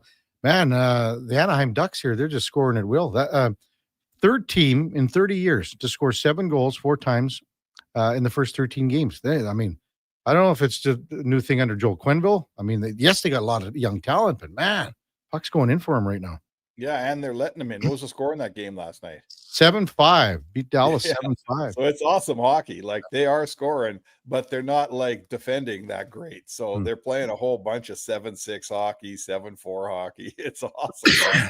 I'm all for it. That's a throwback to the 80s, you know. And I mean, the sad truth is the better they get, the less they'll score and the less they'll allow. They'll melt down to being a 3-2, 4-3 team. But for now, are you kidding me? I'll watch a 7-goal team every night. And, you know, you could talk about it, but it's working, and it's only November. Will it work all season? Who knows? But here we are in November, 9-3-1, leading the Pacific quite handily at this point in the season. So clearly the method is working. Yeah, well, they, you know, remember 2 years ago, they were just an easy out. I know watching the Oilers play them, they barely threw their gloves over the boards and beat them. And then last year they took a big step, I thought. And I know the record against Edmonton was good. They beat Edmonton a couple of times, and they beat a bunch of teams. Like they were, all of a sudden they weren't a doormat last year. I felt like they got some structure. And I think Dostal in goal has really given them a, you know, a foundation, right? They got a guy they can trust in goal, and good enough they could trade Gibson away. So now this year they're taking another step, and Quenneville's one of the best in the business, man. He's a big league coach. He knows what he's doing, and here we go, right? Take another step. What if they, like, we all think we know who's going to make the playoffs in the Pacific here. Nobody thought Anaheim was going to make the playoffs. If they make it, there's going to be a pretty good team on the outside looking in. There's a trickle effect. Yeah, you know, and I mean, a lot of people talk about Cutter Gauthier here, and for good reason. He's leading the league or tied with it with Sid right now for 11 goals. But Leo Carlson, he's got 20 points spec as a 20-year-old. Wow. And everyone's talking about Celebrini, and for good reason. You know, he's a year younger, but Leo Carlson's got 20 points so far in 13 games. Yeah, and they've got that Jackson Lacombe on the back end, who's an unbelievably good young defenseman, and they got Dostal in goal. So, you know, there's 4 guys right now, and we haven't even looked at the rest of their roster. They're building something there. Like Pat Verbeek is the GM, and he's making some good choices. Okay, so Leo Carlson's 20 years old spec. And the thing about Leo Carlson, people don't, he's a big load. He's 6'3", 210. Wow. He's a 20-year-old. Cutter Gauthier's a big body. He's 6'2", 205. He's 21 years old. Beckett Senecki's 19 years old spec. He's got 4 goals, 5 assists on this team. Wow. Mason McTavish is 22. Oh, boy. Good young That's roster, scary, man. boy. It That is is scary. That's good, man. So you're telling me the Oilers better get after it pretty quick here, because that train's coming down the tracks in Anaheim. That window is not infinite up here. No. Like local product Olin Zellweger, another guy, 21. He's a good player for Please. sure. They got tons of talent there, man. They got a good-looking young team in And then, Anaheim, of which course, is great. like you said, Spec, Jackson Lacombe, who's netting how many minutes? He did 25 just last game. That is, they got a good young team over there, boy. And you know, they're going to go in a bit of a, you know, every team, you know, they're won 5 in a row. They're going to lose a few in a row here too. That's just the way it goes. But they're fun to watch, as you say. Yeah. Now you hear Ryan O'Reilly last night? I didn't hear it. I saw him, but just with what's going on in Nashville, like, give us the rundown there. Wow, he was really down. Like he said after the game, he said, "I can't make a 6-foot pass, you know, for the life of me." He says, "I've had one good year in my career." He was just like, you really beat him. You know, this is a sort of a Canada Cup level player here, who's really down, man. It's amazing, Eddie, that guys who have been in the league as long as Ryan O'Reilly and have as much respect and as good a player can clearly still have the ability to lose confidence and lose some level of belief, maybe, which you'd think a guy that's that good a player would never lose it. But I guess athletes are human, hey? I get chills just you talking about this subject, Spec, because even in my 8th, 9th year in the CFL, you battle these demons of confidence, and it all stems from, I don't think people understand the amount of pressure that pro athletes are under. I think people think that they are rich millionaires and they just show up and play a game, but there is an extreme, at least in my shoes that I experience in the CFL where contracts aren't guaranteed in football. There is an extreme amount of pressure in pro sports where every little thing you do is under a microscope. And you driving to work right now, you sitting at your office desk listening, you don't have a camera over your shoulder filming your every move that you type on a keyboard. And if you get so many errors, they're going to look to replace you instantly. And that's a type of pressure that I don't think a lot of people are used to. Yeah, and I think there's a commitment. Like when you're Ryan O'Reilly, you signed down in Nashville to be part of the answer, right? You know, and then they signed all these free agents last year. They had the busiest summer 2 summers ago of any team. They were supposed to, you know, really turn that franchise around. And it has absolutely not worked. That team wasn't any good last year, and they're kind of muddling along this year. No one would pick Nashville to be a playoff team. And I think when you're Ryan O'Reilly, you know, you probably, I mean, you went in there, you talked to Barry Trotz, and you said, hey, you know what, I'm going to be part of the answer here. And I feel like, you know, my experience can take us somewhere, and here we are. It's not taking him anywhere, and his game isn't great by his own admission, and he's not leading that team anywhere close to where he told the people that invested in him that he would lead that team. And all that stuff's hard on a guy, man. Like he's, you know, he's used to success. That's how he got to the NHL, by succeeding. And here he is in the NHL, and they're not succeeding in Nashville, and that beats a guy up a little bit. They got an old, bad team. I mean, Yossi's 35 years old. He's got 3 more years left. He's on IR anyway. I mean, Brady Shea's 31. Look at their forward spec. Excuse me. I mean, Phil Forsberg is 31. Stamkos is 35. Stammer, yeah. Marchessault's 34. O'Reilly's 34. The only guy that they can really move here is O'Reilly. He's got this year and another year at 4.5. What are you going to get for him? How much? So the cautionary tale is don't become Nashville, right? Like I look at the Oilers roster, and they got a bunch of guys that are pushing 30 here or in their 30s. But what they've been trying to do is bring in guys underneath, right? They're bringing in the Howard and Savoys and Ragulas, and I mean, it's inevitable. It's inevitable that every team ages out. This is the cycle of sports. But you can not fall into the Nashville trap of hiring a whole bunch of old free agents and signing a whole bunch of old guys to 7-year contracts. You got to be careful of it, because once you get stuck in that hole, man, it's hard to dig out. Hey, want to throw this one at you, Spec. Mark Spector from Rogers Sportsnet with us. Kevin Karius, Eddie Steele on Sports 1440. So last night, the St. Louis Blues beat Buffalo 3-0. But the bigger news, Jordan Kyrou gets scratched from the head coach, Jim Montgomery, a healthy scratch. As a coach, maybe your perspective on walking that line about how you can do this, when you do it, why you do it, and how dangerous it can be in the room and things like that. Well, you better have you better have ground to stand on when you scratch Jordan Kyrou, when you're the Blues. He's one of your best players. He's one of your leaders. Every guy, there's certain guys that get scratched that if they don't play, it doesn't reverberate through the room. When those guys get to the rink and when it starts to get around the room that Jordan Kyrou's not playing, man, every stall is talking about that roster move. So what do? They have a good comeback win against Edmonton. This team's they lost 7 in a row, right? They come back to beat Edmonton 3-2. Okay, maybe we got something going here. What happens the next night, Kev? Yeah. Right? They go into Washington, they lose 6-1. Yeah. So everything they might have gained against Edmonton, everything they might have started to build just went right down the toilet. And the coach has obviously looked at the video, and maybe Jordan Kyrou, I didn't see the game, but maybe he found 2 or 3 instances where Jordan Kyrou wasn't bringing it, wasn't playing well. And if he's got that in his holster, there's no more powerful move than to sit one of your very best players. It wakes the whole room up, hopefully, and they won in Buffalo, so maybe he made the right move.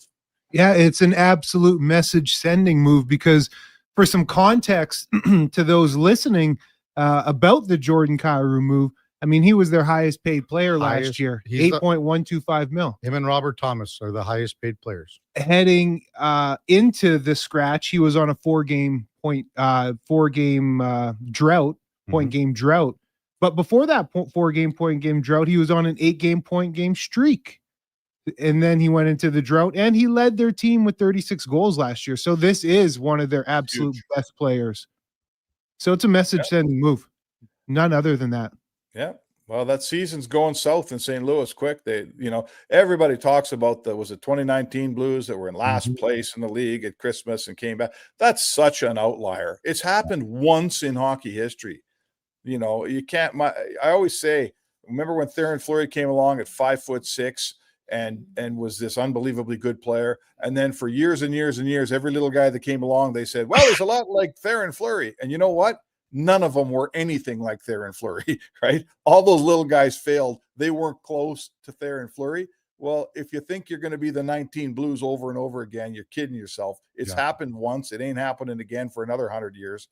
And Jim Montgomery knows that. He's lighting a fire under that team because their season is on the brink here, man. The Central's already away from them, and we're only in November.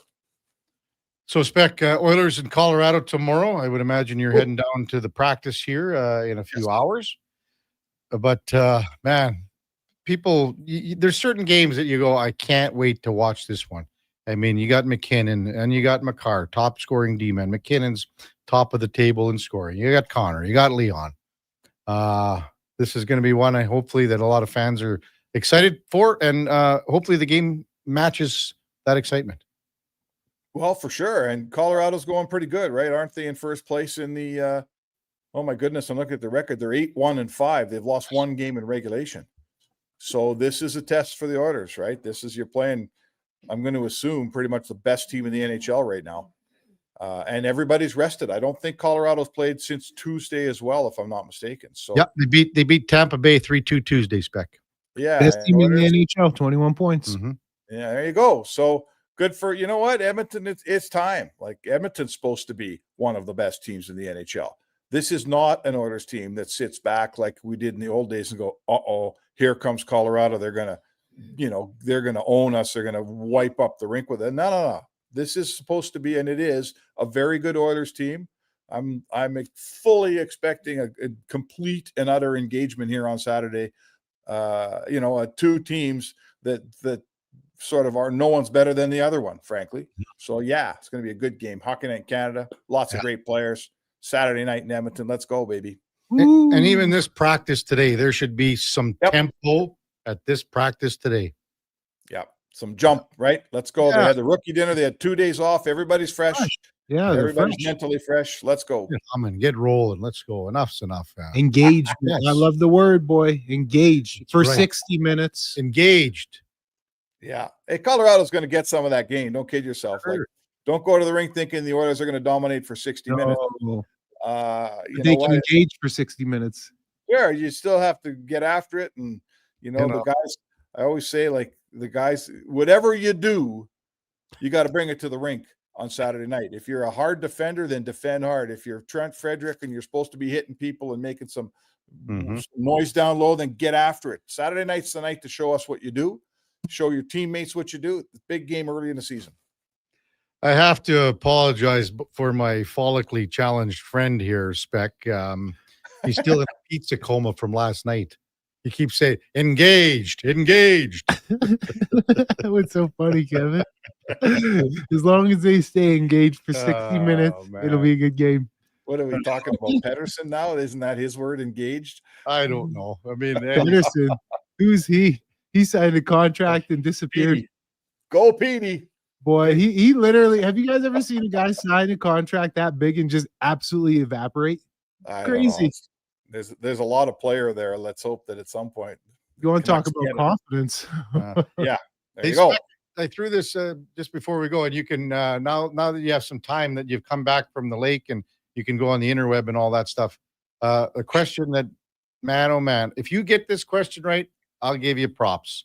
Only pitcher, Major League Baseball history to win in all 4 Canadian Major League Baseball stadiums. So all 4 Canadian. In Montreal, right? Montreal had Jarry Park and the Big O. Okay. Toronto, what was it? It was Exhibition. CNE? Exhibition Stadium and Sky Dome. So one chucker win in each building. Only guy that won in all 4 buildings. Oh my God. Who do you play for? Engage your mind and get back to us. Yeah, okay. Engage. Who do you play for? Most notably, I would say Pittsburgh. You would remember him for being a Pittsburgh Pirate. Okay. She's got to be a starter. Yeah. You think about it, and we'll talk about it tomorrow at the game. How's that sound? Okay, sounds good. Take care, boys. Yes, Beck. Have a good one, buddy. It's Mark Spector from Rogers Sportsnet on the mark. Brought to you by Northgate Chevrolet Buick GMC. This truck's for you. Eddie has no idea who it would be. No. Just engage yourself, Eddie. Trying. Yeah. I want to just throw something out there, Eddie, right now and see if this is something you might be interested in. Some open time after the break.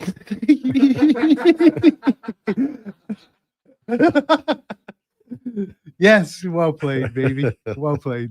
Then we're going to go in or out, and then we've got a little more open time when you leave. Although I might need you to stick around till 9:05 again, just to eat up some of that open time. Chew some of it up. But we got Ian Herbers coming up, Golden Bears head coach of the hockey team. They're in action at Claire Drake Arena tonight. Connor McGahey in the 10 o'clock hour. I don't know how we're going to get this 10 o'clock hour. It's going to be off the rails. Connor McGahey and Simone Lawrence. You're going to be so thrown off. I won't know what to say. What's a question? I don't know. But what for Simone, what would you recommend? Ooh, that's a good one. Yeah. Because he's the analyst now, right? Yeah, he does some in-game stuff for them. So some media work. Yeah, there's I interviewed Simone when he was here, and that's 13 years ago, I guess. It's a long time ago. Yeah. He was a pretty good player. Oh, yeah. He was a really good player. Yeah. Yeah. He was one of the better linebackers. All decade. Yeah. He's on the all decade team with me. Hey, how about this one? Is it Kent Tekulve? That's not a bad guess from Hacksaw and Tiger. Not bad. What year would this have been? Oh, because it has to go over. The Expos came in. The decade. Okay, what well, decade? It would be in the 70s and the 80s. Okay. Because I'm thinking way earlier than that. Well, 70s or 80s. Rig is not bad because he comes in with Rick Rhodes. Rick Roden he's got, sorry. That doesn't have it typed in. Rick Roden, I think. Rick Roden's a hell of a golfer too, Rick. When we come back, we'll get to some of these texts and have some open time. Kevin Karius, Eddie Steele, Donnie P, Josh Fenwick on Sports 1440, presented by Sports Select. We're streaming on YouTube, X, Facebook, and Instagram. It's a new season, Edmonton, which means it's time for new offers. Play Alberta is offering odds boosts on every Oilers game all season long. This is your chance to score big. And for a limited time only, our listeners can get an exclusive $50 free bet when they deposit $50 using code Gregor50. That's code Gregor50 for an exclusive $50 free bet. Alberta wins with Play Alberta. Must be 18 plus to play. If you gamble, please use your game sense. PlayAlberta.ca. Michelle and Colette are sisters. Sisters who don't agree on much, especially when it comes to which hockey team is the best. Edmonton is the best, baby. Vancouver's number one. Even when it comes to meat snacks from Wilhawks. I love the Harris Schweiner. The ham sausage rules. But they will agree. Wilhawk beef jerky is the best. It might just be the only thing Alberta hockey fans can agree on. Others can try to imitate, but no one can duplicate Wilhawk beef jerky. Only available in Leduc. Get yours today because you don't win friends with salad.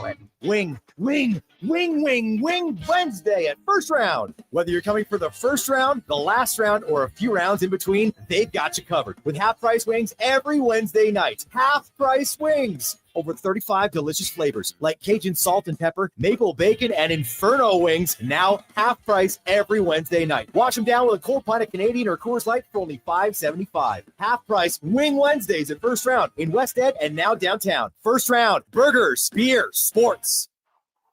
You wanted local sports on weekends. Saturday mornings at 9. Check out the Saturday Sports Setup, where we'll tee up what's happening on the weekend sports scene. Tune in Saturday morning at 9 on Sports 1440. Seriously, another door knocker? I really want to go solar, but these high-pressure tactics are exhausting. And their prices are unbelievable. Before we do anything, let's call Great Canadian Solar. There's a better way to go solar. Great Canadian Solar provides honest advice and fair pricing to save you from overpaying. They're easy to deal with and will never put pressure on you to buy. As a trusted local business for over 15 years, Great Canadian Solar will support you in your solar journey. Visit GreatCanadianSolar.com and call today to get started. I'm Rick Showers from No Bull RV, and if you're serious about selling your used RV, then I'm serious about getting you the money you want. You're not the only one who wants to spend the winter in selling mode rather than storage mode, and we're happy to help. People come to No Bull RV 12 months of the year, right, Rick? That's right, Bob. A used RV is one of a kind, which means when the one you're looking for comes along, customers quickly pounce on it. So if you've outgrown your RV or you're looking to upsize, downsize, or just turn it into cash, come see us at No Bull RV. You have to be serious about selling, though, right, Rick? Better believe it, Bob. This is for people who truly want their RV gone. If we're going to store your RV for free all winter, it has to be priced to sell. And that's why customers come to No Bull 12 months of the year. Because you never know when the perfect used RV is going to arrive. And if it's here, it won't last long. And that's No Bull. NoBullRV.ca.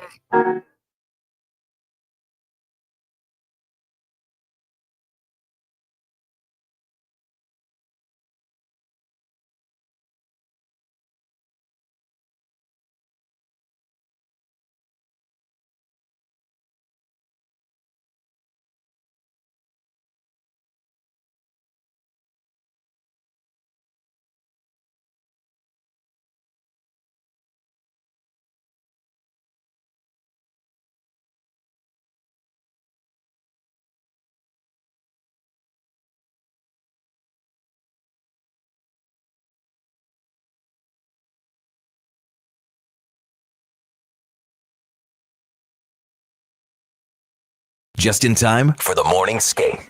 This is the Kevin Karius Show on Sports 1440.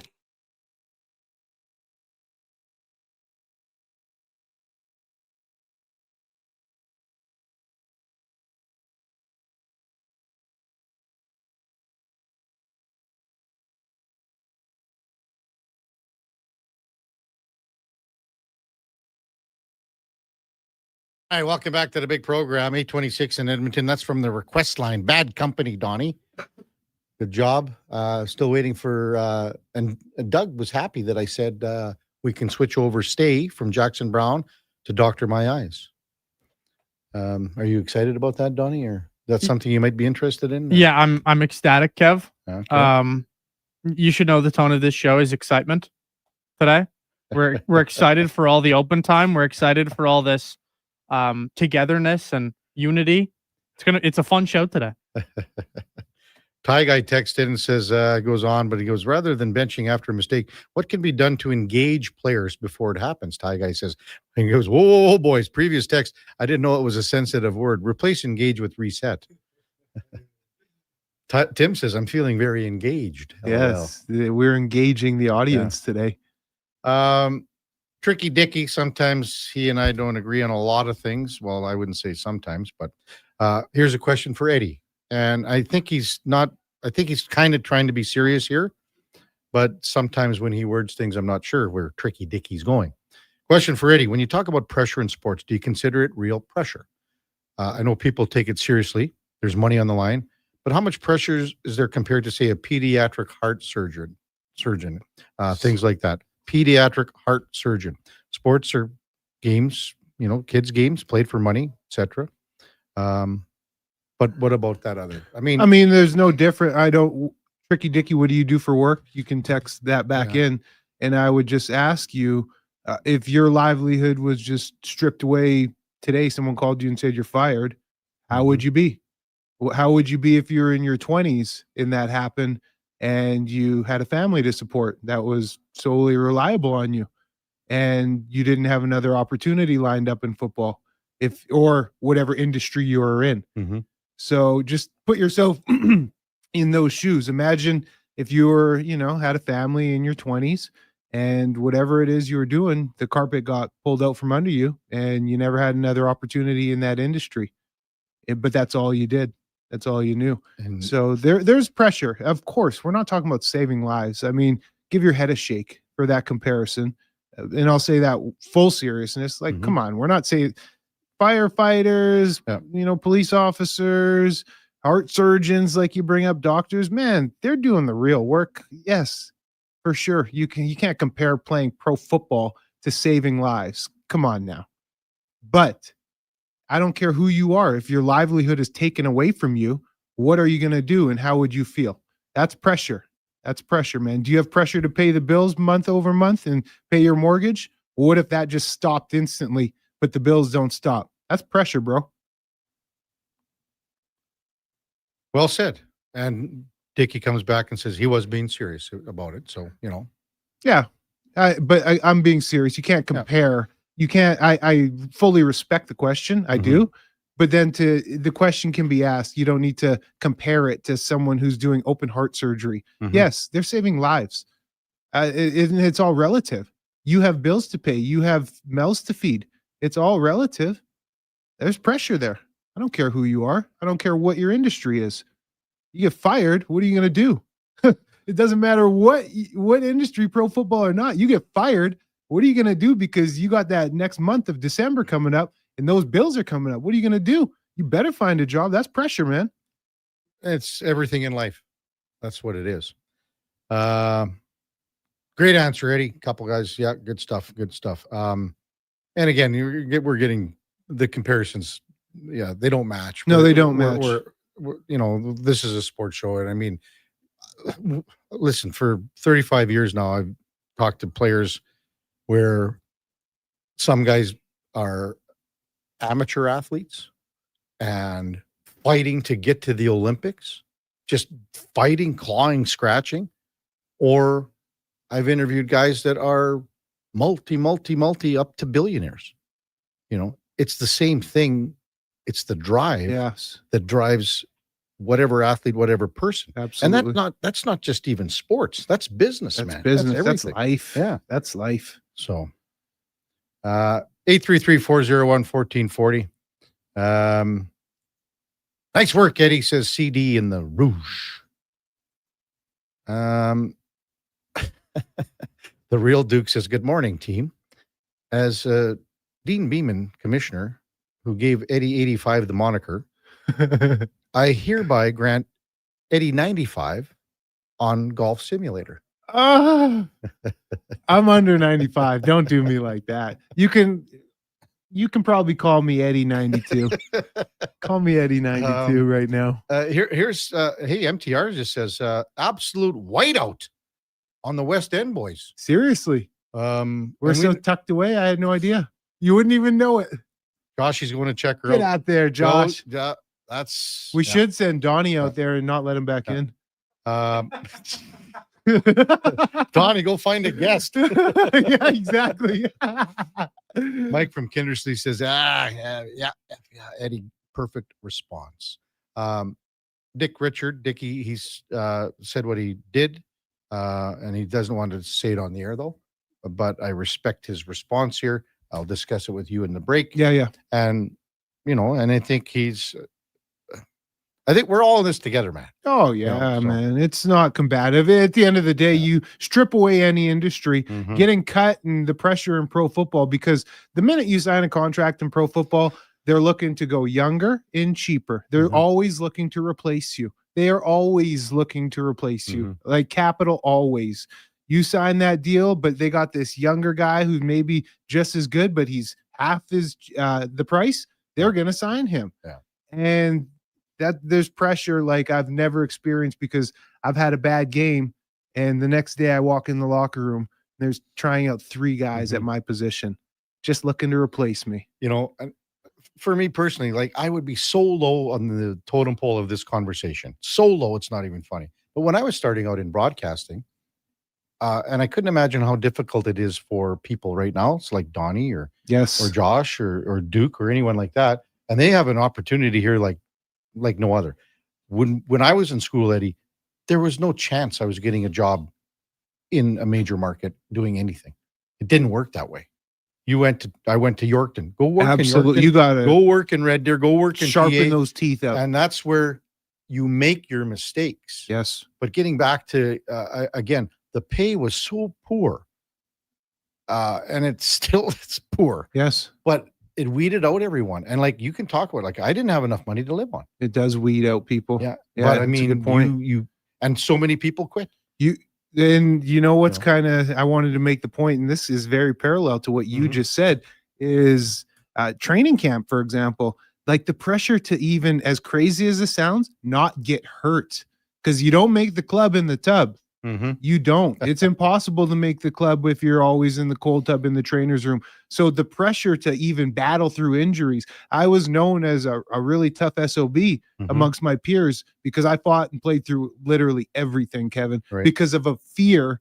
If you get hurt and if you let another guy step up because I took this game off to heal up and he has a good game, then I'm never going to see the field again. There's pressure there, man. And again, as pressure as a 20-whatever-year-old, that's taking away your livelihood that you just said, and you're saying, I can't play football anymore.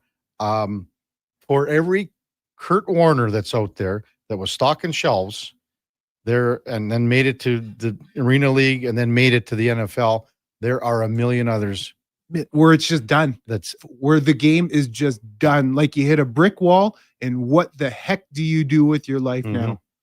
Yeah. Good stuff, Eddie. When we come back, we'll go in or out. It'll be something new, something different, something exciting, cool, something engaging. Let's engage. Hey, before we go, Josh Fenwick dipped his head out there. We're on the West End. Are we seeing any white out there? Gentlemen, it is snowing. Really? Real good out there. Wow. I took a quick run out to my car to flip the old windshield wipers up. Don't know how long it's going to be going. I love it. It is here. You know, I parked underneath today. So I noticed that. I noticed that, you little bugger. You can feel it. I could feel it in my bones, Eddie. I hate to say it, but that is a veteran. It's a veteran move, but it's quite an elderly move. Yeah. What? Elderly. It's a you old man. It's a veteran. Hey, do you have in or out, by the way? Or we got something sent to us? Is this going to be just totally ad lib in or out, Donnie P, or He's- what? Gentlemen, question number one. No, it is sad. It is sad. When we come back, in or out, Kevin Karius, Eddie Steele, on Sports 1440, presented by Sports Select, and it's easy, so easy to play. Just generate that QR code. Check the how to play videos. It's a step-by-step instruction. SportsSelect.com. It's 100% legal. You got to be 18 years plus. Please play responsibly. We're back after the break. Also streaming on YouTube, X, Facebook, and Instagram. Today on Hey Culligan, how smart is your water? Here's Tracy. Hey, Culligan. I think my water might be dumb. Good news, Tracy. Your water's not dumb. It's just not talking to you. You can make my water talk. No, but the new Culligan Smart Drinking Water System can talk to your phone to tell you when your water filters need changing and help you meet drinking water goals. Now that's some brilliant H2O. You said it, Tracy, and we're already on the way. Let us help you out with a free in-home water test from a local Culligan water expert at culligan.ca. Hey, sports fans, we've got a clear choice for you. At Crystal Glass, we provide customers with the perfect glass for any job. From home to auto and even commercial, installation or repairs, we're your team. Call 310 Glass or visit crystalglass.ca. Crystal Glass. Well, get ready for a silly hockey fans. Your partner in power just skated onto the ice. EWEL.ca, the new e-commerce website for electrical wholesalers Edmonton, is ready for the power play 24/7, 365. UL skates to where the puck will be in 5 years. Now that's forward thinking. Killer selection, slamming products from the best brands, and legendary service. Don't sit on the bench. Get your account today at ewell.ca and win that project. Plug into your partner in power. Get an EWEL.ca account today. Get Black Friday prices now at The Brick. Skip the line and save big. Get 65% off genuine leather and reclining sofas when you buy the matching Love Cedar chair. Plus, get up to 25% off bedroom and dining furniture. And buy more, save more. Get up to an extra $1,000 off select major kitchen appliances. Mattresses are up to 40% off. And with every mattress purchase, you're entered for a chance to win a cruise. Some exclusions apply. See in store for details. The Brick, saving you more. Edmonton's only 24-hour-a-day sports radio station can be heard anytime, anywhere. Sports 1440 is streaming on your phone, your tablet, your computer. Download an app today and listen to Sports 1440.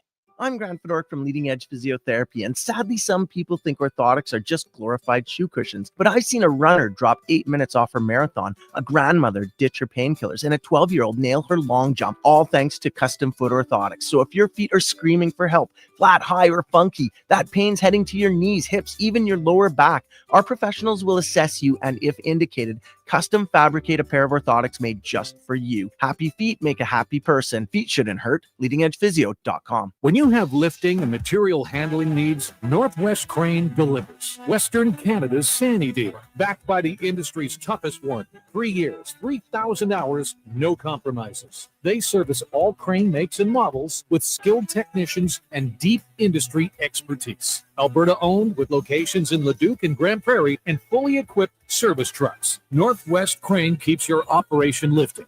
For more information on sales or service, visit northwestcrane.com or call today. I'm getting McDonald's. You want anything? Oh, yeah. I'll get I've got to get 2 cheeseburgers, medium fries, and a medium fountain drink for $9.99. Hey, maybe I'll eat 1 cheeseburger right away and save one for later.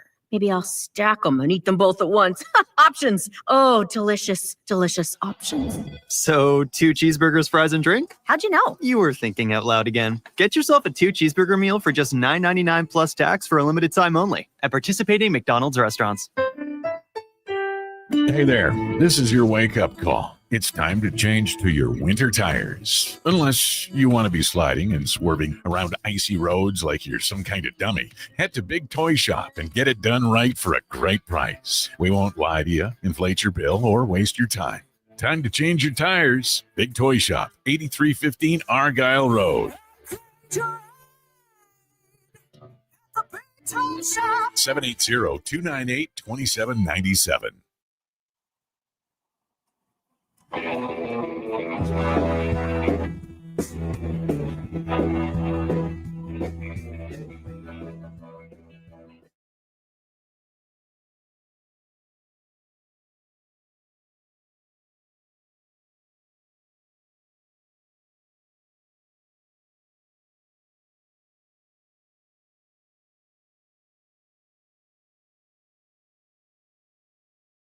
This is the Kevin Karius Show of Sports 1440, a proud presentation of Sports Select. In store or online at sportselect.com. Please play responsibly.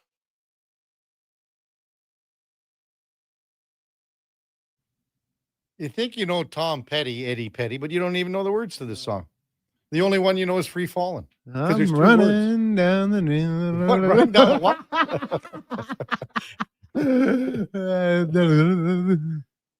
Okay, is Free Fallin' your favorite Tom Petty song, or is it the only one you know? Well, I know this one as well, but Running Down a Dream, not Running Down. I thought it was Running Down the Drain. Running Down the Drain. It's not. It wouldn't surprise me. Those jalapeno pepper poppers from Mr. Rooter hit. Yeah, I think my favorite Tom Petty might be American Girl. Is that it? That's from Silence of the Lambs. Good pull. Silence of the Lambs. Good pull. The lambs still cry at night, Clarice. Hey, there's this new movie on Netflix. I forget the name of it. It's one of their like newer rated ones. It's like rated number 1 or 2. It's about a nuclear bomb that gets set off. Check it out. But You guys know anything about this? It's frustrating. I've seen. I haven't watched it yet, but it is on my list. And frustrating end. Is it? It's frustrating. I know it's got a great cast to it, but yeah. it's, Check it out. It's frustrating though. It's on the list. You're a movie guy. That's the only reason I did the plug. Yeah. I just finished the last season of Slow Horses. You haven't watched that? No sniff. Well, I mean, Gary Oldman is just unreal. What's it about? It would be like the MI5s that, like, okay, the spies that are the agents in Britain. These are the rejects, and they go to, it's called Slough House, and they and this guy's the smartest guy in all of Britain as far as agents go. It'd be up my alley. It would be, but this guy is like, he is a pig. Like he gets into character. He hasn't showered, shaved, washed, it's an animal, anything. And he sits there and he burps and farts and does, and And people are just so disgusted with him. It's honestly so similar to you in the studio. Hey, you know what? When I pack it in here, the last week, she's going to be, I don't care, boy.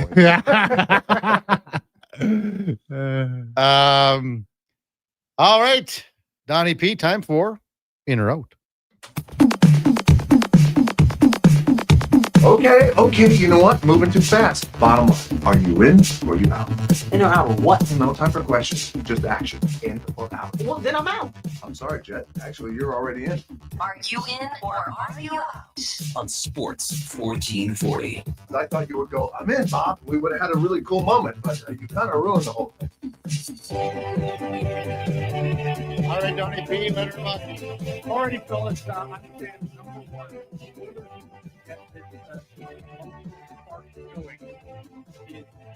Frederick. Emotional spark. Trying to get engaged, I guess. Ooh, Get I engaged. like it. I like the spirit of the question. I do. And I like the player you chose. I'm going to be in. Because that would be a part of his role, right? He's supposed to engage in some toughness and, some physicality and have that emotion to his game, some, bring that energy to his game. So, yeah, I would be in because right now, if you look at their roster top to bottom, there's no one else really who does that. That's not a part of their DNA. He's got 1 goal in 15 games here. No assists. -3. Josh, Donnie, I don't have the hits in front of me. He's got to be leading the team in hits. He seems to get 5-6 a game. But it's still not enough. It's still not enough. So go punch someone. Yes. It's funny when you say that. Like, I mean, you can generate passion, emotion, and getting involved by a player like Trent Frederick. He can do stuff like that by playing the way he needs to play. Be a pest. And then that drags guys in to the fight a little bit. But there are other guys too that can do that. And if you look at, and we've seen like a guy like Roslovic is starting, and he's at a good level of play here. Podkolzin, and he's playing pretty well as well. It's hard to say. When you, I'm probably going to go in, but there are other guys too. Like there's so many guys that can generate a spark, like you say here. Generate something, emotion. Frederick's not the only one, but he's near the top of the list here. If that's what you're looking, and you are looking for that from him. And that's what he needs to do because he's not, you talked about his production points wise, he's not going to ever be a 30-goal scorer. So you need to go and pick up the slack for your game in other ways. How about the joint is going to be jumping tomorrow. It's going to be hot. It's going to be exciting in there. How about when you score a goal tomorrow? Think of the goal that Connor McDavid scored in St. Louis. Really nice goal. 3-way passing play. Bang, bang, into the net. Well, go in the corner and jump up on a guy and go, yeah, unreal. That generates and sparks emotion too. Or hit everything that's moving. Did you guys find the hit list? Is he? He's second behind Vasily Podkolzin, 4 behind. Vasily Podkolzin, 50. Frederick, 46. Okay. And then it's not even close. How many fights have they had this year? How many fights? 0. I don't think the Oilers have had a fight this year. And there's nothing wrong with that. And we've seen this exact same thing. There's something wrong with it.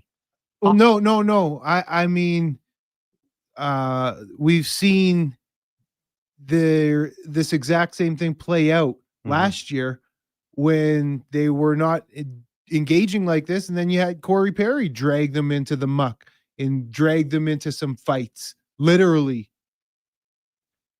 they need a guy like that, man. They need to. That came out wrong because there is something wrong with it. Yeah. I don't know what I was saying when I said that. Well, there is something wrong with it. You were engaged. For me, it's just like they don't even get engaged in scrums. And you sign Trent Frederick on the text line. Dusty's saying, "Oh, he's playing exactly like who he's always been. Never been a big PIM guy." It's not about PIMs.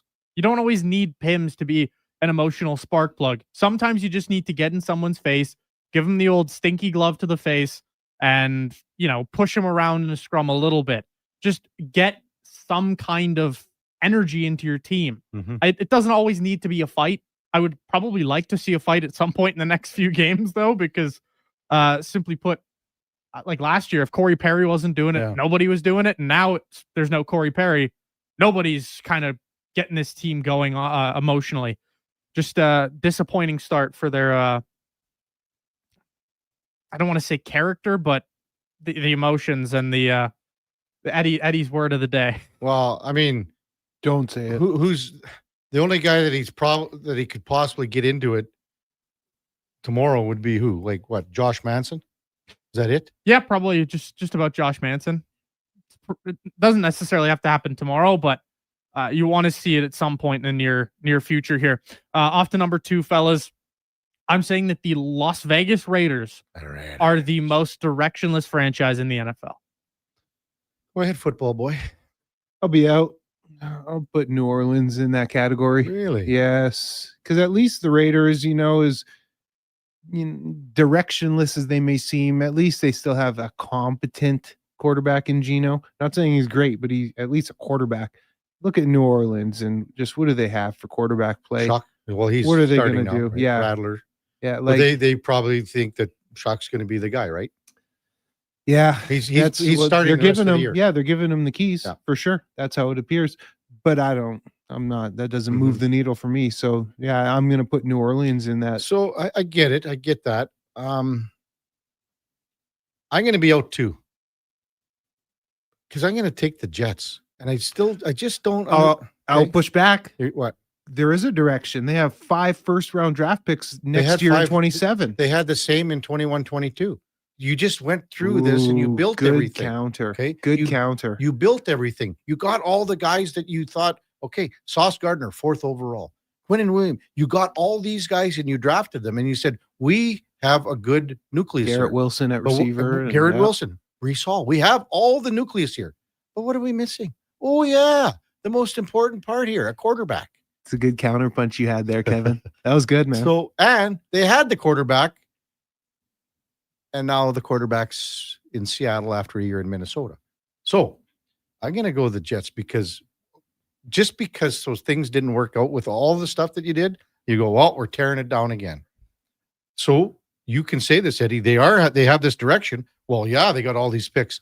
What are we looking at here now? 2030, 2031, for real, 32 till they're competitive like that. And they're going to draft a quarterback here with one of these picks. They might draft 2. Yeah, well, and then what happens? They'll take flyers on a couple, I'm sure. And what happens? These guys don't work out for them. Yeah, you bring up a very good point. I will say on the Raiders front, Geno Smith has 11 touchdowns to 12 interceptions. That's just flat out not good enough. Like Geno Smith looks awful to me this year, and just this Raiders team, like their offensive line is the worst in football, but yet you draft Ashton Genty immediately with your high first round pick. It doesn't make any sense what they're doing from a management perspective, from an on-field perspective. Like you have cornerstones in Max Crosby and you have some cornerstone in Ashton Genty, but you have like nothing else to support those cornerstones. They're just, I don't understand what they're doing. And if you're going to draft a high first round running back, at least have some semblance of an offensive line.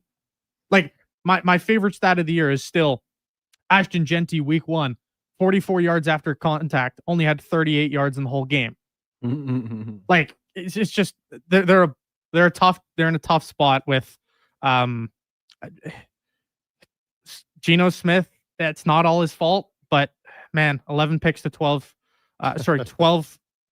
to 11 touchdowns to 12 picks. Words are hard. We feel you. We feel you. It's okay. Off to number 3, fellas.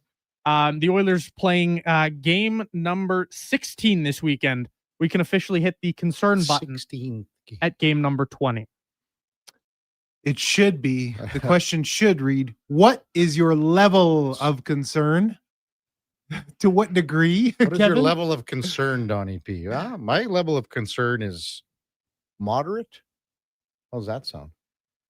Right now, I had 20 games, so should be concerned. You should be. But it's the same story.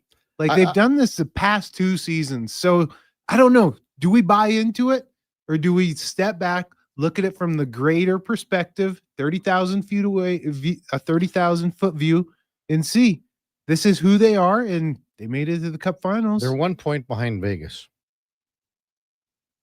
This is exactly they played 2 more games. This is exactly what they've done the past 2 regular seasons. It's exactly what they've done. I mean 20. That's the 3/4 pole, or as Spec would say, not the quarter pole, the 3/4 pole.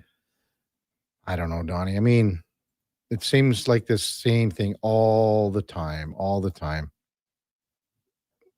I mean, is there a concern right now? I think there's a concern just the way they play at times.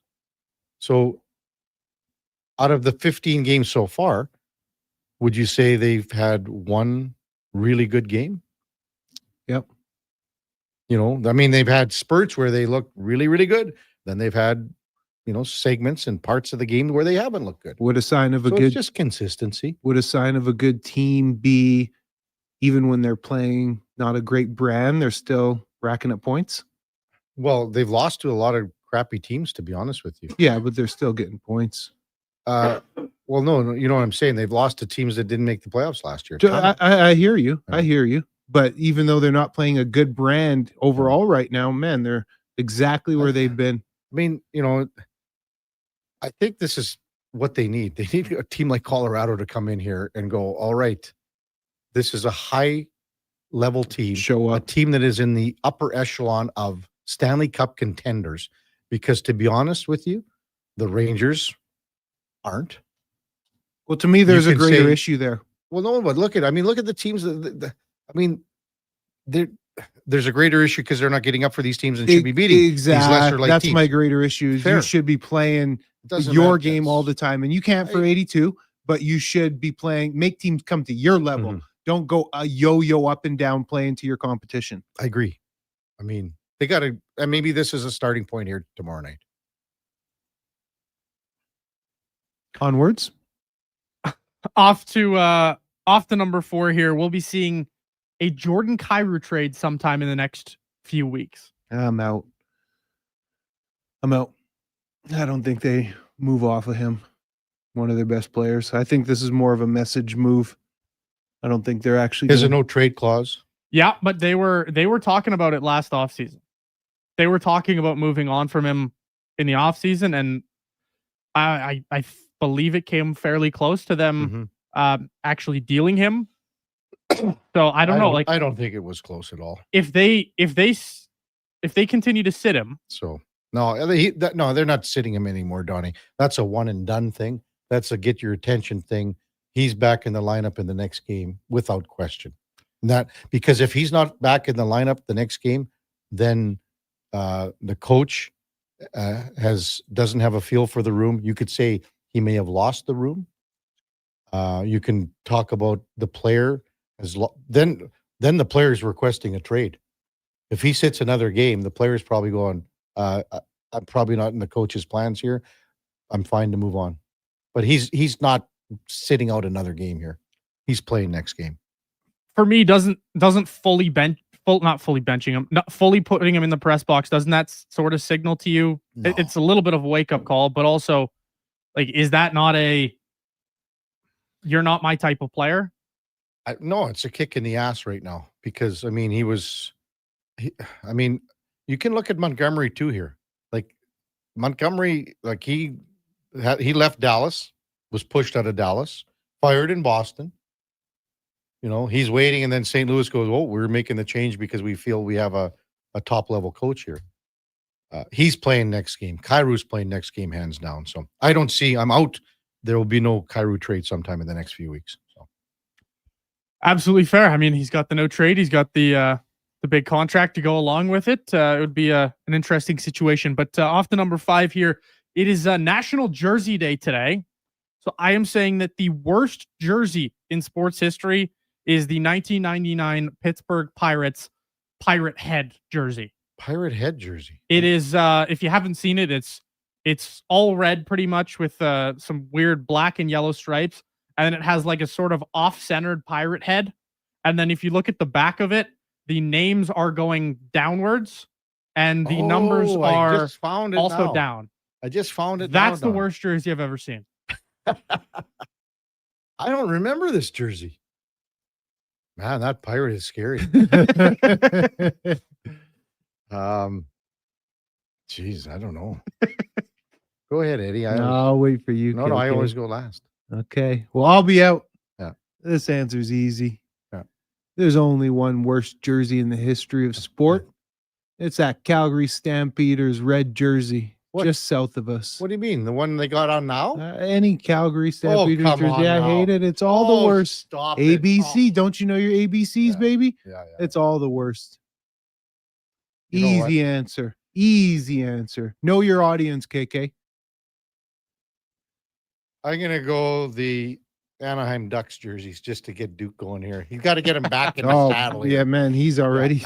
He's fun. Come on. Boy, they've been juicing him up all morning, those Ducks. Like, I thought the yellow highlighter Seattle Seahawks jerseys were really bad that one time.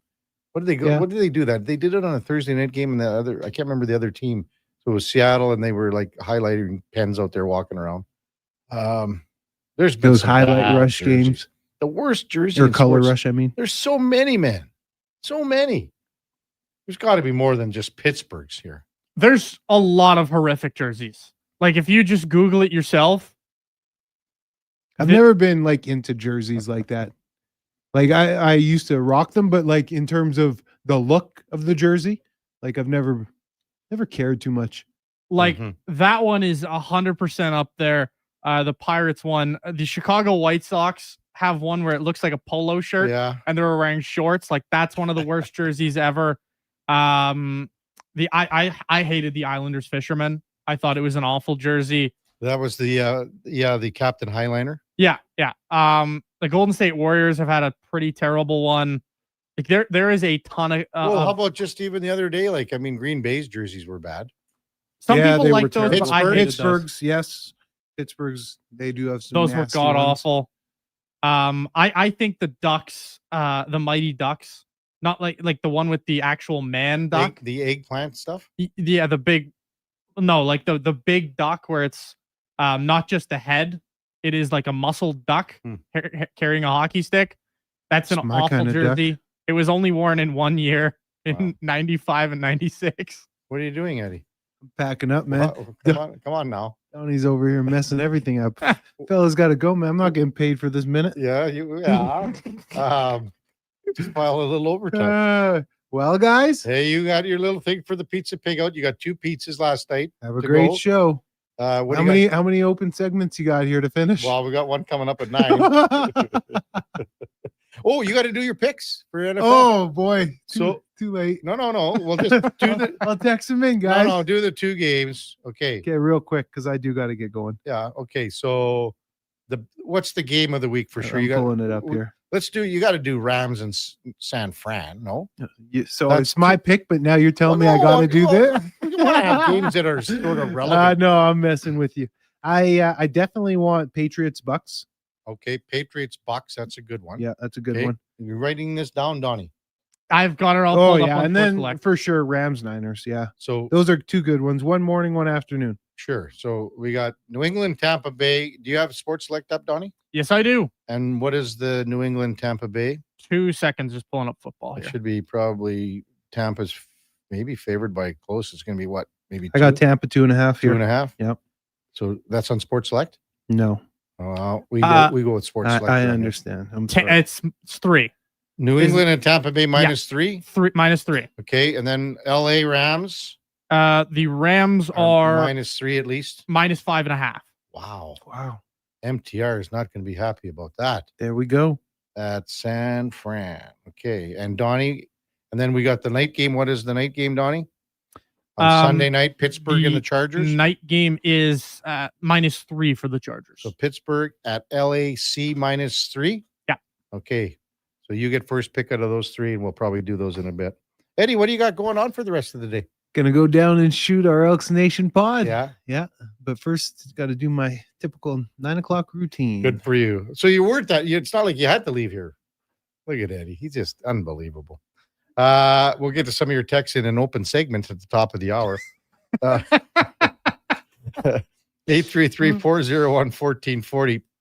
Also, hey, Donnie, we got to do a $50 GC. Yes. For first round, right? Yes. So we'll figure that out. We'll figure out a question. Something Josh, not as hard as is that. that Pirates something you might question. be interested in this open segment to get a question? A real one? Like one that is not going to like so convolute the whole entire listening area. It won't be as wordy for sure. Okay. Are we going fantasy football again, or are we just going to go some general sports? Anything you want. All right. You just figure it out, but make it so people can understand. How's that sound? Sure. So we'll do that for first round, which makes it easy to go into our Sports 1440 update. Brought to you by First Round, and Sundays got even better. At First Round, you can win an NFL helmet or a jersey. You can also enjoy the big Pro Bowl brunch. It's fabulous. Only at Edmonton's NFL headquarters. First Round, downtown, or right here on Bourbon Street in the mall. That has it all. Here is Donnie P. This is the Sports 1440 update. NHL action last night. The Lightning, they doubled up on the Golden Knights 6-3. The Panthers took down the Kings 5-2. The Ducks, they beat the Stars in a barn burner 7-5. Pens beat Ovi and the Caps 5-3. The Bruins edged out the Sens 3-2 in overtime.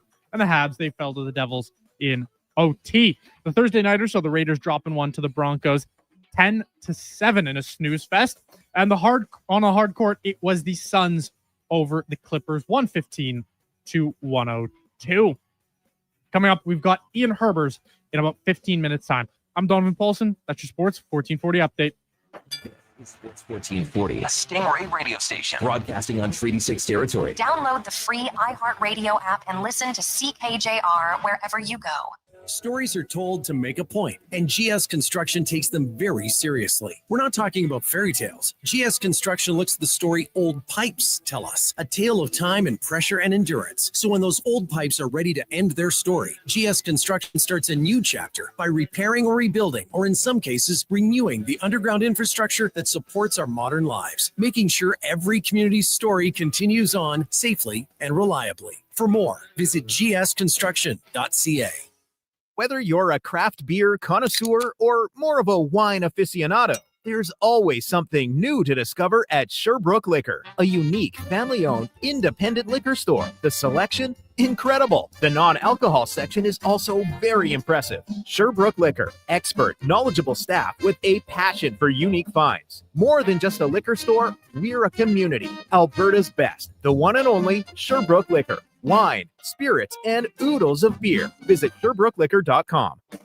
Silent Rides is one of Alberta's premier specialty charter companies.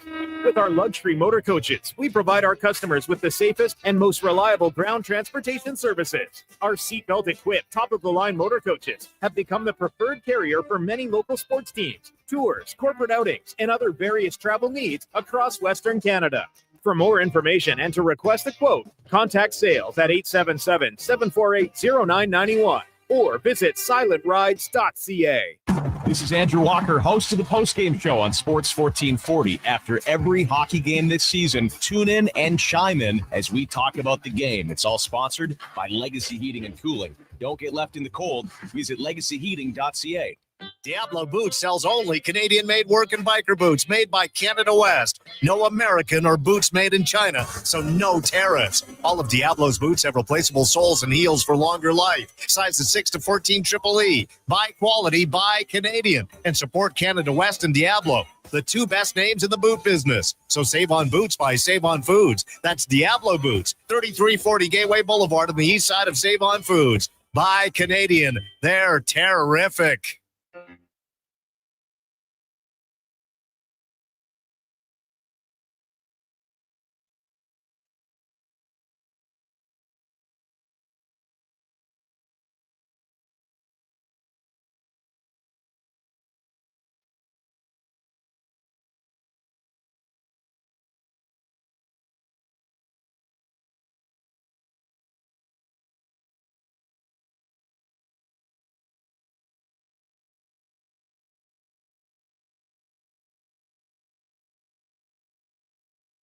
A veteran of the Edmonton sports scene for over 3 decades, the Kevin Karius Show, powered by Sports Select. Bet on the original at sportselect.com. Please play responsibly.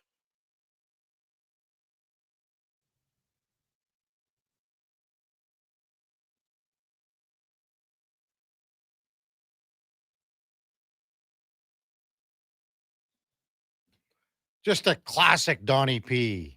Sort of from the request line. Doug wanted Stay from Jackson Brown, but Doug was quite happy with the change. And that's a better tune than Stay, I think. Hey, Dougie, isn't it? Every time I think of that, I think of my buddy Chopper Lopatinsky, the eye doctor. And in fact, when it comes on the radio, I phone him immediately. And I just dial it and I put the phone up on the dash of the vehicle and then just let it play, Donnie. What do you think about that? Well, I think if I was Chopper, I wouldn't be too pleased. Why not? Because he's an optometrist. I mean, I get it, but it's just getting a call from someone and hearing a song on the other end and not hearing them talk. But he loves the song. He can play the song himself. I think it's his ringtone. I'd hope it's his ringtone. I don't think it is, but Montana to Rice texts in, hey, fellas, can you tell people to turn on their darn headlights on the car? Well, all lights, I guess. So many donkeys out there. Yeah, turn them on. And we'll maybe text Eddie and see how his drive home here is. Moreover, I guess not home. He's going to do the podcast here for Elks Nation. How about MTR said he would like to jersey me and feed me a few uppercuts, too. Do you think that could possibly happen, Donnie? I think it could, and I might help set it up. It's not happening. Listen, MTR, I'm right with you after this morning. After all this open segment mumbo jumbo. MTR, you're more than welcome to give it a go. He's saying, too, about the Niners spread here, Donnie. Let's first of all do our trivia, okay, for a $50 gift certificate to first round. Josh Fenwick has come up with the question, and I think it's going to be a lot more sensible, easier to understand than his last one. Go ahead, Josh, boy. I mean, you took a lot of time to think this one through. I didn't. I saw his tweet many moons ago, and I went, oh, that'd be great. But we normally only do fantasy football. Mm-hmm. Trey Savage had 39 Ks in a single postseason. That's the Jays record. Before him, who held the Blue Jays record for most strikeouts in a single postseason? I mean, you worded that perfectly. Like, I think people can understand that. What was the last question? What was it again? Out of all the quarterbacks who played on Sunday, where did Sam Darnold rank? Confuse people between all of them, full PPR. Where did Josh Arnold rank? Oh, Josh Arnold. That's right, Josh Arnold, not Sam Darnold. Who's that? Sam Darnold. Stop it. Stop it. Stop it. Anyway, for a $50 gift certificate, again, 39 strikeouts, Trey Savage in a single postseason, Blue Jays record. And he broke the record set by blank. Do you know the year that was done? Did that come up too? I do know the year, Okay. but that's too much of a hint. It is? Okay. Yeah. All right. That's fair. So send it our way, 833-401-1440. It's a Feel Good Friday, Playlist Friday. Send us a note if you'd like Donnie P to get a song on. Cat Dad has texted in Juan Guzman, which we were talking about when Josh presented this question during the break. No, it is not. Keep them coming in. We've got Guy, Daryl, Chad, and Cat Dad so far that just sent in the first minute here. When we'll probably announce this. Have we got a little open time here coming up at 9:40? Maybe we can do that, eh? Why don't we, like, during the 9:40, we'll talk to Ian Herbers here at 9:20, Golden Bears head coach, and then we'll announce the winner during our 9:40 segment. Sounds great, Kev. We couldn't book a 9:40 guest, unfortunately, because then it would be 4 straight guests in a row, and that'd be just too many guests. Yeah, especially for you to handle with. I don't think I could. My head would have blown up. You're not getting enough interviewing practice today, so I'm sure those skills have slowly faded away as this morning has gone on. Yeah. Man, some really good answers here that have come in. And plus, Rockford requests a George Jones song. That's cool. But even like Coach Al, Roger Clemens, Jason, Jimmy Keys, another one that, he was a great pitcher. Dan texts in. Jack Morris. Husks, Kevin Gosman. These are all phenomenal answers. Even Guy, I can't remember which one it is all the time. Roy Halladay. Daryl says Marcus Stroman. All fabulous, fabulous answers, but all of them. Only one correct guess so far. Incorrect. David Wells from Lance on the south side. Even Sham, another good one. Al Leiter. Someone has sent in the answer for the question that I asked with Speck even earlier. Oh, yeah? And he has correctly answered it. Who is it? John Candelaria. And that was the question that we threw out earlier. The only pitcher in Major League history that we believe won at Jerry Park, the Big O, Exhibition Stadium, and Skydome. John Candelaria, big lefty. Triple C in the truck goes, what is the question? Josh Fenwick, would you like to repeat the question for Triple C? So Trey Savage had 39 strikeouts this postseason. That's a Blue Jays single season postseason record. Before him, who held the record for most strikeouts in a single Blue Jays postseason? Mm-hmm. Another one. Gus in the Hood just came in with Dave Stewart. Man, that guy was intimidating on the hill. Always love watching him pitch. Shout out Aaron Sanchez from Roland. What's that? Shout out Aaron Sanchez from Roland. That's a good one. A lot of great responses here, like Trevor, Rockford, Kev, the Rig. We got like probably 30 of them here in the last 2 minutes, maybe more, 40 of them now that I count here in the last 2 minutes. So keep them coming in, 833-401-1440. Nails goes, Tom Hinkie. Oh boy, Nails. Also, Nails is saying, MTR, let's go to the bike rack anytime. 4 p.m. is just fine. Anytime, MTR. Well, I don't know how to phrase this or word it, but coming up after the break, we'll have an interview with Ian Herbers, head coach of the Alberta Golden Bears hockey team. They're home to Mount Royal tonight, and then they go down to Mount Royal for a home-and-home with the Cougs. That'll be right after the break. It's the Kevin Carey Show with Donnie P, Josh Fenwick on Sports 1440, presented by Sports Select. We're also streaming on YouTube, X, Facebook, and Instagram. The NFL giveaways, drink specials, huge screen TVs. The hits keep coming at First Round, Edmonton's NFL headquarters. Watch NFL football at First Round, and you could win a trip to your favorite NFL city for a regular season game next season. Catch NFL action Thursday nights, all day Sunday, starting with the Pro Bowl brunch from 10:30 to 2. Then Monday night with half-price boneless wings after 6 p.m. First Round, burgers, beer, sports. Downtown and Bourbon Street, West Edmonton Mall. Getting in on the sports action you want is as easy as playing at sportselect.com. Simply make your picks online, generate your QR code, and lock in your bet at your local Lotto Spot retailer. Then sit back, watch the game, grip your chair, and high-five anyone nearby. Every bet is 100% legal with the chance of winning cash in hand. Sports Select. When you're ready to play, bet on the original. Must be 18 plus to play. Play responsibly. Legacy Heating and Cooling jingle auditions, take one for Gene Principe. Are you ready, Gene? Ready. I'm not just here to make a thermo a couple of bucks. I'd never just microphone it in. Take one. Tall Legacy, tall Legacy. Nice. Boom! I'm a musical genius. Legacy's going to love this for furnace season. What's not to love with no interest and no Principe payments for 1 year? Are you always like this? Yep. Unlike a furnace, I have no filter. Legacy Heating and Cooling. Want sports talk on the go? You can listen to 1440 on the AM dial or stream us on your mobile device through apps like Radio Player, iHeart, and Stingray Music. Edmonton sports fans, turn to Sports 1440. 1440. You matter. Your mental health matters, and you're braver than you think.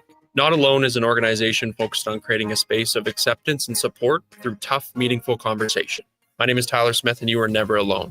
NotAloneCo.com. It's okay to not be okay. I'm Rick Showers from No Bull RV, and I know a lot about how RVs work. I post videos on Facebook every week showing the weak points and how failures can occur. But even I don't winterize my own RV. What are you saying, Rick? You don't think you could do it? Oh, sure, Bob, I could do it, but I couldn't do it at a professional level. When you expect your RV to survive the harsh northern Alberta winter, this is no place for hobbyists. And I don't service used RVs all day, every day. Instead, I hired people smarter than me to do that sort of work. That's the team that winterizes my trailer, the same team that'll winterize yours. Your RV service team works 12 months of the year repairing and maintaining used RVs. That's right, Bob. If you want your RV working right in the spring, the real work happens now, in the fall. Our winterization packages start at just $99, and that includes a full report in writing. No surprises, just the great outdoors waiting for you when the last of the snow melts. And that's No Bull. NoBullRV.ca. Across rural Alberta, volunteers and community groups work hard to make life better for their neighbors, creating new playgrounds, better rinks, and gathering places that bring us together. Vision Credit Union is proud to lend these local heroes a helping hand. Apply today for a Helping Hand grant up to $10,000 to support your community's next big idea. Let's make great things happen together. Applications are open until January 31st, 2026. Learn more at whatsyourshare.ca.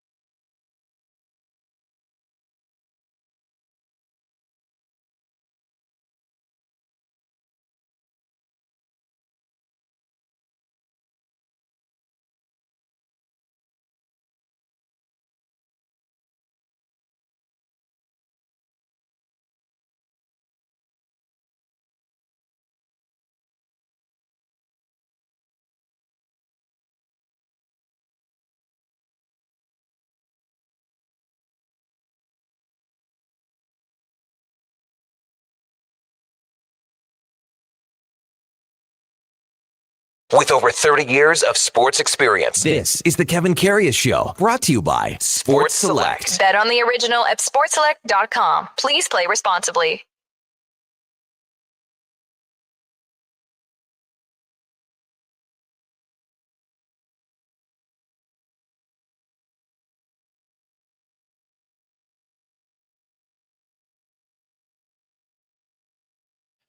All right, welcome back to the big program, 9:20 in Edmonton, and time now for the game of the day, presented by St. Albert Dodge. The biggest sale of the year is on right now at St. Albert Dodge, the all-new 2025 Jeep Compass. It's a Jeep. It's a 4x4. It includes that 8.4-inch touchscreen. It's got the keyless entry. Starts at $34,900 only at stalbertdodge.com. As we welcome back Ian Herbers, head coach of the Alberta Golden Bears hockey game, home to the Mount Royal University Cougars. Almost called them the college Cougars again. Tonight at Claire Drake Arena. Morning, Herbie. You're with Kevin Karius. Thanks for jumping on Sports 1440 this morning. Really appreciate it. Hey, thanks for having me, Kevin. I wanted to start with Joel Sexsmith here, Herbie. And I think everyone knows that, Joel is the son of Johnny and dear friend of ours, in the Edmonton community and the media. And he passed away 3 weeks ago. And, I went to the game that night and then to see Joel play the day that his father passed away, against UBC. And I thought he had a heck of a game.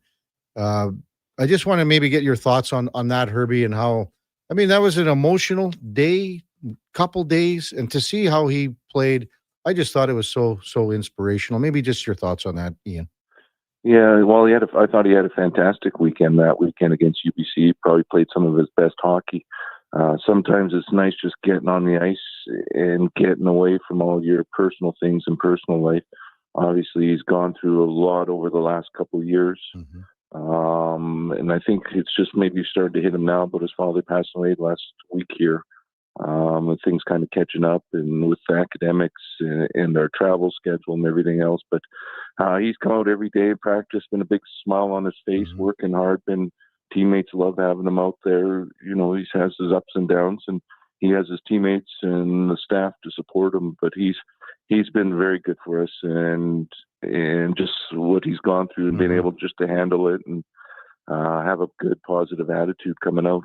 Yeah. How does that conversation go? I mean, you're as a coach, you also you're protecting your players. You want the very best for them. I mean, does he come to you say, you know what, coach, I want to play. I want to play for dad. And you go, you bet let's maybe touch on that. Yeah, no, talked to Joel before the game and left it completely up to him if he wanted to play or not, or take some time away and, not come to practices and maybe take a week or two off. But Joel knew his father would want him to play. And like we've said already, I thought he played fantastic games against UBC, and his dad would have been very proud of him. Yeah. And so I think for him, he knows his dad wanted him to play. He wants to be on the ice. He enjoys being on the ice.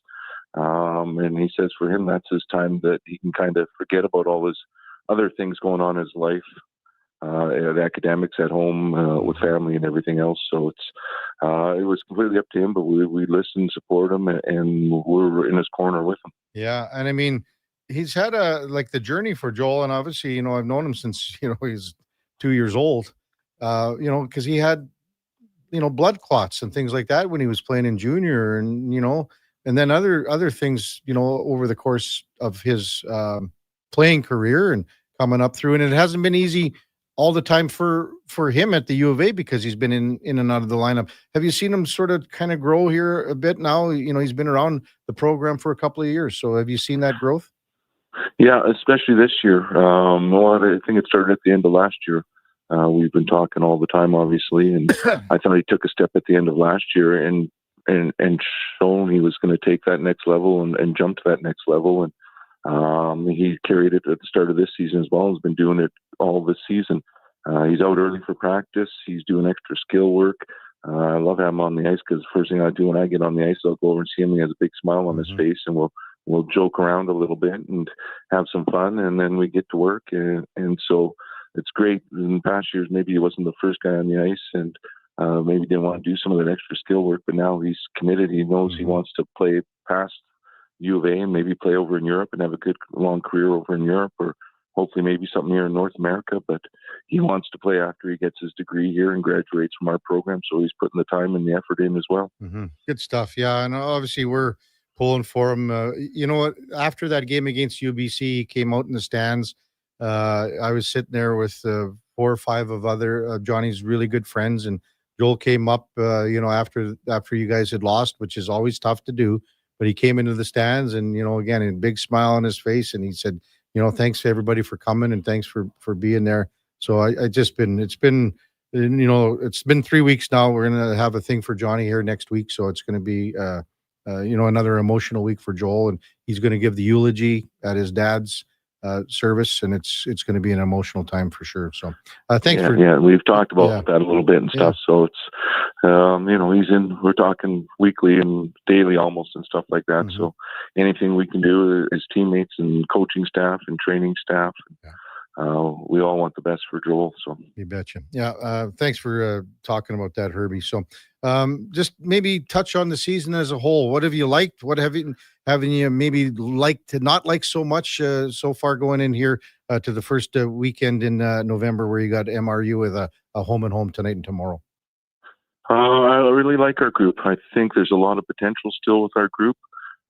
Some nights, some periods, some shifts, we've looked very dynamic and very good, and we bought into our identity. We have a couple of bumps here and there where we fall back into some old habits and old patterns. So for us right now, it's working on that consistency and making sure we're playing that way for 60 minutes and 2 games over the weekend. As you know, every game's a playoff game in our league. And you can't take period shifts off, games off. So it's just getting that consistency, but the work ethic, the urgency, the passion for our guys in practices and off ice, and just being around them in the dressing room and in our team meetings in the classroom, traveling on planes and everything else has been really good.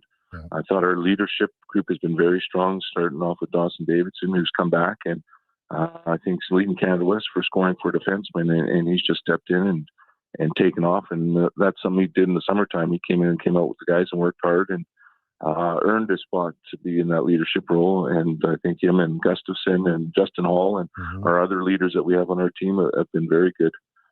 Getting Kruger back off a double hip surgery, so he played his first weekend last week in both games. Maybe not his best on the second game, but we wanted to test and see where he was at. But he's been good coming off that earlier than we were expecting. We weren't expecting to see him till about this time. So it's nice to have him back. And just right now, for us, big thing is just getting healthy. We got a few guys still banged up. We haven't been able to put a full roster and lineup out. But the other side of it, I've switched up the lines and changed up the lines. It allows some changes and some tweaks and adjustments and seeing if there's some better fits. But really like the attitude of this group and this team. And I think we can go a long way. We just got to get that consistency and keep working at it every day. Mm-hmm. Well, maybe just touch on that, Herbie, in the sense of switching up lines, moving things around, in the sense that you're always looking for maybe different combinations and some chemistry. How do you go about that?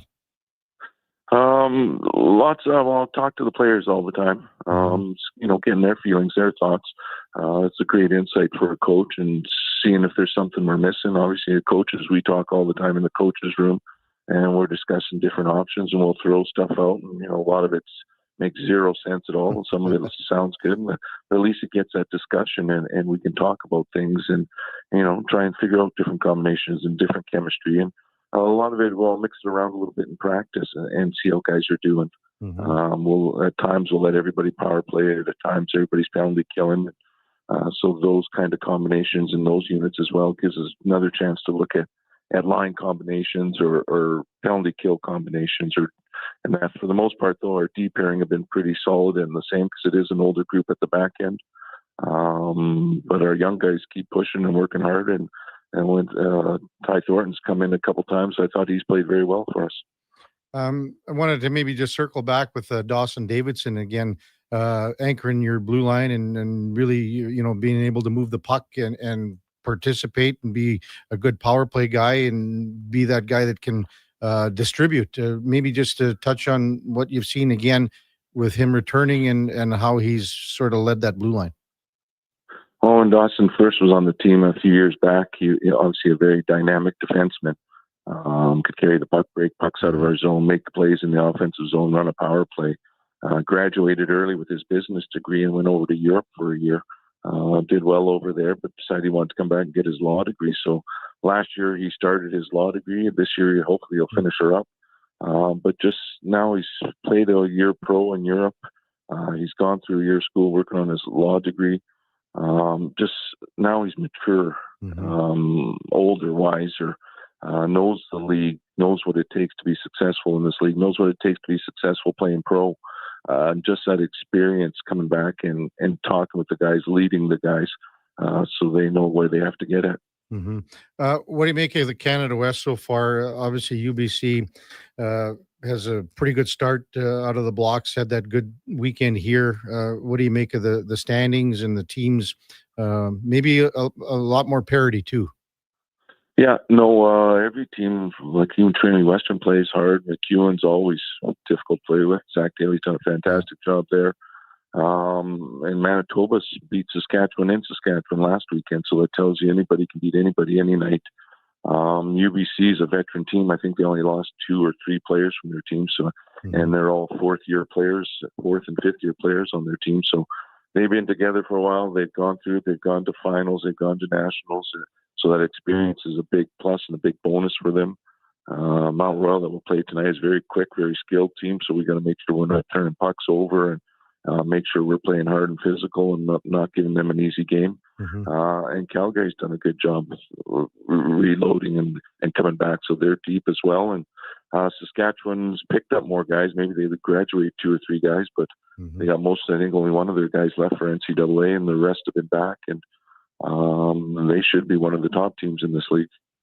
Ian Herber's with us, Alberta Golden Bears head coach of the hockey team, home to Mount Royal University tonight, and then off to Calgary tomorrow for the rematch on the home and home. We had Leah Pezzer on about 3 weeks ago, Herbie, when the announcement came out about your team and the Pandas for next year, heading to the Silent Ice Center with the maintenance and some things being done at Claire Drake Arena. I'm sure you and Stan have been talking about this for a long time and how you're going to tackle this for next year, but maybe just a thought on how big of a deal this is. And I mean, it's no small task to when you're thinking about getting guys down there and the transportation and everything else. So maybe just you express some thoughts on how you're starting to deal with this already, even though it's a year away. Yeah, well, we had a little bit of start this year. We had a sewer issue beginning of the season here, so we weren't able to use any of the facilities on the Bears dressing room, Pandas dressing room, the coach's office, and the female bathroom, if everybody knows of Claire Drake Arena. So it's been some guys shuffling back and forth and go across the Zamboni entrance and get to the other dressing rooms to take a shower and everything else. And we didn't have a coach's office, and so we were finding different places, Bears Den, visiting dressing rooms, the extra dressing rooms and stuff like that. So it started there. So we got a little bit of prep for it. We're still trying to figure out all the adjustments we'll need to make, confirm, finalize times, how we're going to do things. Obviously, with something like that, with guys traveling that much, we're going to have to get them some food in the morning. Important our guys are eating properly. And then the big thing we'll make sure we're watching the weather and stuff like that, because we don't want our guys driving that much and that far on days that are really bad. So there might have to be flexible on some days and make sure we go day by day, week by week here, and make sure the guys are staying on top of their rest, staying on top of their academics. We don't want anything sliding on that front as well. I know the nice thing, it's a beautiful facility, a really good dressing room there, almost like a pro dressing room, with the sauna and the steam room and different things like that. Also a workout facility, so that might give us some different options. Maybe we're doing workouts there right after practice and stuff like that.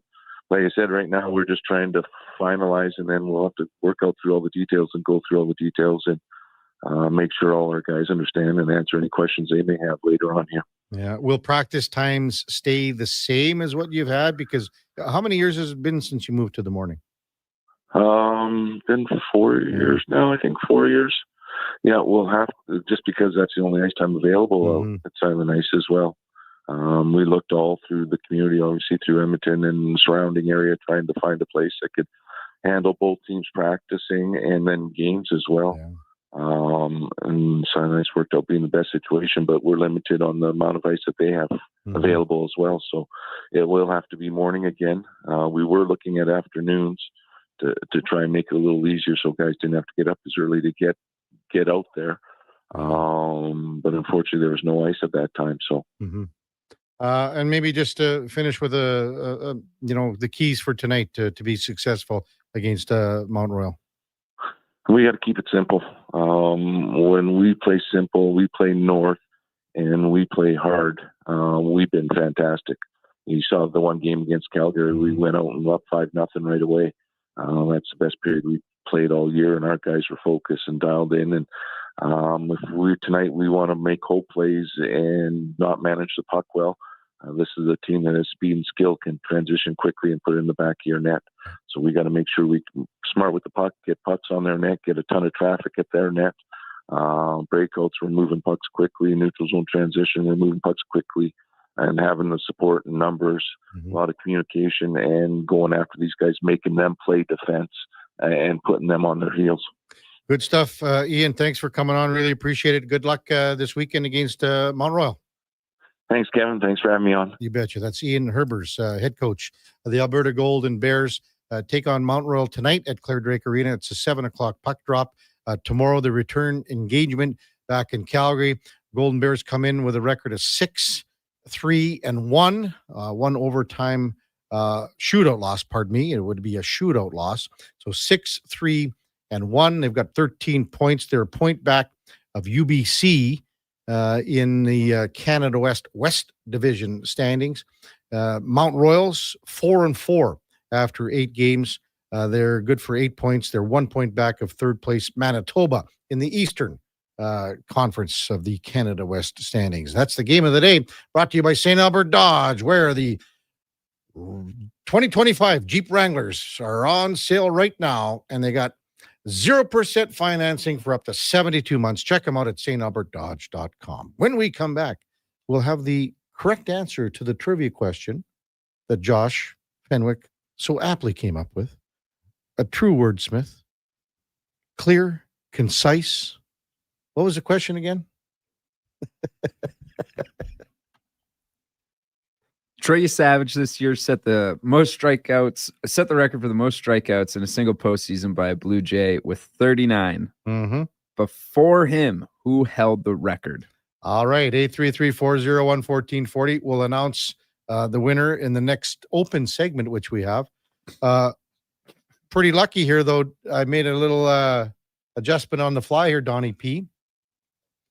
Yeah, you got the man. Kevin Lowe will join us at 10:40, just for a quick couple minutes, maybe 5, 6, 7, 8, 9 minutes, to talk about Bruce Salvo.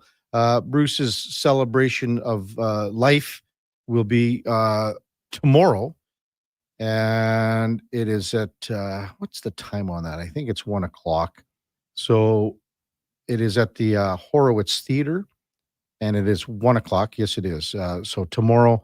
And Kevin will be speaking on behalf of the Oilers. Of course, Bruce Salvo, a big part of, not OEG, but the EIG, Edmonton Investors Group, that saved hockey in Edmonton. People don't realize how close this team was to being bought by Les Alexander down in Houston. Yes, there was a lot of things that had to happen, but I mean, it was close, and the EIG saved this franchise. That's coming up at 10:40. When we come back, we'll have some open time. 10:00, we'll also check in with Connor McGahey. He'll be with us, and then at 10:20, we've got Simone Lawrence, former CFLer, Ticats broadcaster, to preview the East Final with Montreal and Hamilton. That's all straight ahead. The Kevin Karius Show with Donnie P., Josh Fenwick, on Sports 1440. We're presented by Sports Select, and we're streaming live on YouTube, X, Facebook, and Instagram. Looking for the perfect gift? Give the gift of great taste with a Loca Quality Market gift card. Redeemable at any Loca Quality Market or Loca operated restaurant. It's a treat for food lovers. Ready anytime. Grab yours today at loca.ca. Are you looking for safe and professional transportation solutions for your group events and sports teams? Look no further than Silent Rides, Alberta's premier charter bus company. Whether your group is big or small, Silent Rides has you covered. We offer state-of-the-art motor coaches, first-class service, and affordable rates. Get your quote today. For more information and to request a quote, contact sales at 877-748-0991 or visit silentrides.ca. Across rural Alberta, volunteers and community groups work hard to make life better for their neighbors, creating new playgrounds, better rinks, and gathering places that bring us together. Vision Credit Union is proud to lend these local heroes a helping hand. Apply today for a Helping Hand grant up to $10,000 to support your community's next big idea. Let's make great things happen together. Applications are open until January 31st, 2026. Learn more at whatsyourshare.ca. At jackpotcity.net, you can do amazing things with just one casino chip. Discover a world of incredible casino games with over 500 high-quality online slot games, including the world-renowned progressive jackpot slot Mega Moolah. Play for free at jackpotcity.net and get treated as a VIP 24/7. So visit jackpotcity.net today on your tablet, laptop, or mobile. Jackpot City, a whole world of casino games. 18 plus. Please play responsibly. This is not a gambling website.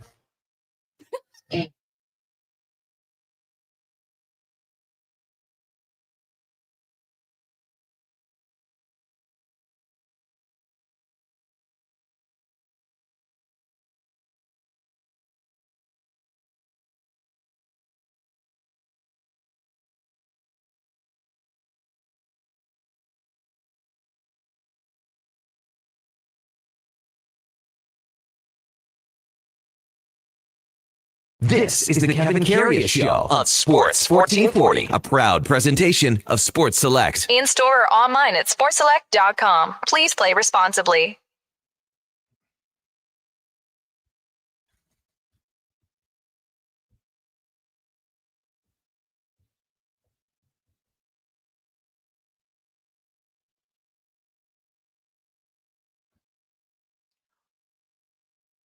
All right, welcome back to the big program. 9:43 in Edmonton.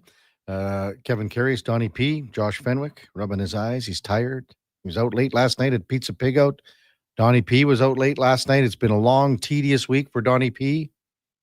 Even Montana to Rice just texted in and said, "Great job this week, Donnie. Great job this week."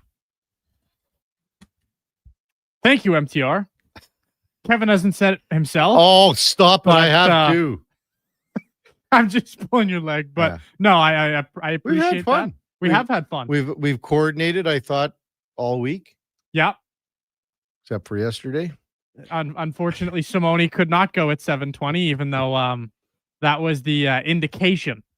No, all good. But, we're banging it in this last hour with 3 back to back to back. Yep. And Kevin Lowe's in there. Oh, baby. Get fired up, Oilers fans. Yeah. And we're going to, not stray too far off with, again, Bruce Saville. Cal Nichols was, very instrumental. Bruce Saville was right up there too. So, and again, his, celebration of life service goes tomorrow. So we'll get, and Kevin's going to speak at it. So thanks to Kevin for coming on short notice for sure. Hey, our trivia question again. And we're going to have a winner. Donnie P is going to pull one out of the Wheel of Fortune winner here. But so many answers. And we had a texter, I can't remember who it was from, that said, "Holy smokes, are there ever great pitchers that are being brought up here?" Because we talked about them. And even Adam just said, the old El Duque, Orlando Hernandez.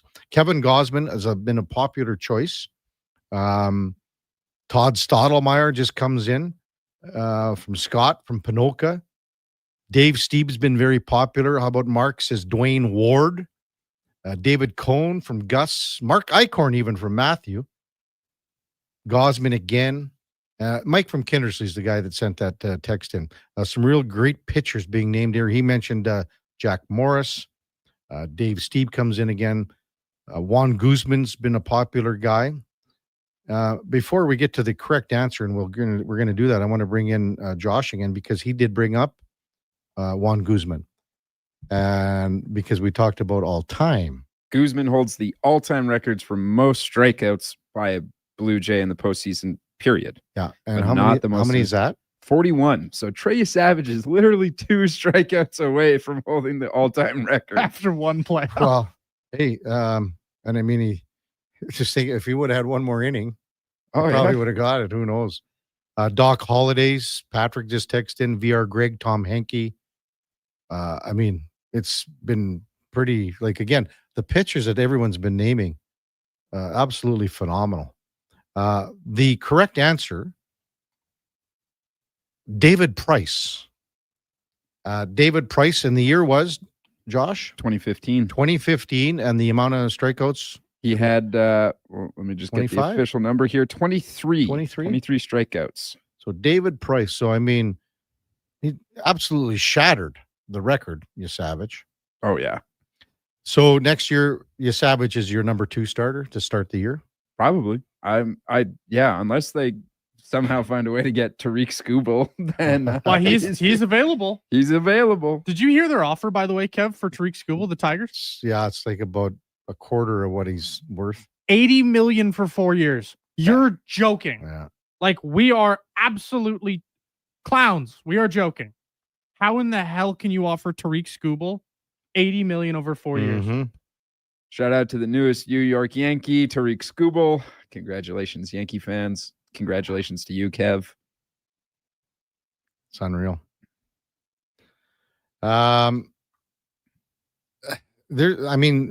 He's got another year left, though. He's got another year left in Detroit. But he has this year. Yeah. Yeah. But they're not going to, if you're going to offer him $80 million on an extension, the best pitcher in baseball. No, yeah, he's not. He's not staying. They're going to trade him. They have to. Unless they just say, this is our 1 year window or whatever, which I doubt they do. Yeah. No, you can't let an asset like that just walk. No. So Tariq Skubal is going to be out there. There's a lot of guys sneaky out there on the trade market. Freddie Peralta is going to be out there. The Jays and these 1 year rental guys, they usually come in a little cheaper than you think they normally would. I'm curious to see if the Jays can go out there and snag like a Freddie Peralta. I mean, he's cheap. $8 million, I think, is his option, or is his little 1 year left. Freddie Peralta. Yeah. Like I just look at it right now. No one expected Bieber to take the player option, right? So, when you have that, you got 4 starters that are pretty good. If you're throwing out, Jose Barrios as your 4th, and he could possibly be your 5th starter here, you're in good shape. It's not bad. That's not bad at all. And who knows? Like maybe the other thing we have to worry about and look at for Trey Savage is load management here, because he's still a young arm, and he threw still, and yes, these aren't major league numbers, but I think he'd be upwards of 140 plus innings last year, starting from from A ball. And again, but the thing is that he's a young arm at this point. At some point with this delivery, it's not exactly conventional and economical. It's different. Something can come into play there. But there's something that they have to look at, something they're going to have to be aware of next year. And maybe he is going to be on an inning count. Maybe he doesn't go to 165, 170 innings next year. That's probably hot even right there. There aren't too many guys that are upwards of 180, 190 anymore. It just doesn't happen anymore. So maybe the usage for Trey Savage isn't, I think people might have to temper their expectations in the sense that if you're penciling him in for your number 2 starter, well, I don't know offhand the amount of innings that say a Chris Bassett threw this year, but he'd be upwards of 180, would he not?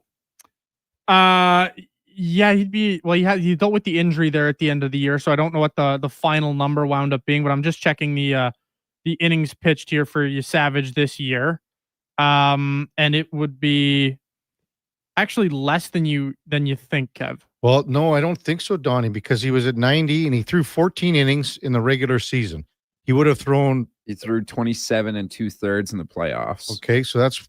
Oh yeah, so he was 99. Yeah, no, he's at 140 total ballpark. But also, I think the important thing to mention here is the Jays didn't use Trey Savage at all after his draft. And usually you put guys into your system a little bit and get them playing. The Jays didn't even pitch him after they drafted him. Right? Because the draft's in the middle of the year, and they didn't even pitch him once after they drafted him. Bassett pitched 170 1/3 inning this year. I was off by 10. I'm just looking at, again, the inning count for Savage. He threw 33 at A ball, 17 at A plus ball, double A 30, 17 at triple A. That's in Buff. So 98 total in the minors. That adds up to 98 through 14 in the regular season. And then you say, what did you say? 27? He threw 27 2/3 in the playoffs. In the playoffs. That's a healthy number. And again, we're talking A ball and double A and things like that. Obviously the grind isn't there, but you're building up your arm. You're building up your body for a young guy. When you look at the horses, Donnie, like these guys that can go out and throw, they're older guys. Their body has gotten to the stage where you're building those muscles and you're getting to the point where, like, he's still growing into his body here as a 22-year-old. There's still some growth there, muscles and things like that. So it's something that has to be discussed and something that they will look at for sure when it comes to next year. Did you grab a winner, Donnie? I did. Okay. I did. It is. It's Chad. I'm just texting him right now. So Chad, you won a $50 gift certificate from First Round. Head down, talk to Mark Levers. Maybe he'll buy you a shot at Jack Daniels. You never know. That was a good question, though, Josh. Very, precise, concise, informative, quick to the point, clear. Thanks. See, I can hand out some compliments around here to you guys. You guys have been fabulous this week. Maybe Duke should take next week off too. I agree. Maybe he should. Did you guys see Duke? Did Duke never? Because he said he was landing at 8:30 to me. He texted me yesterday. He was done.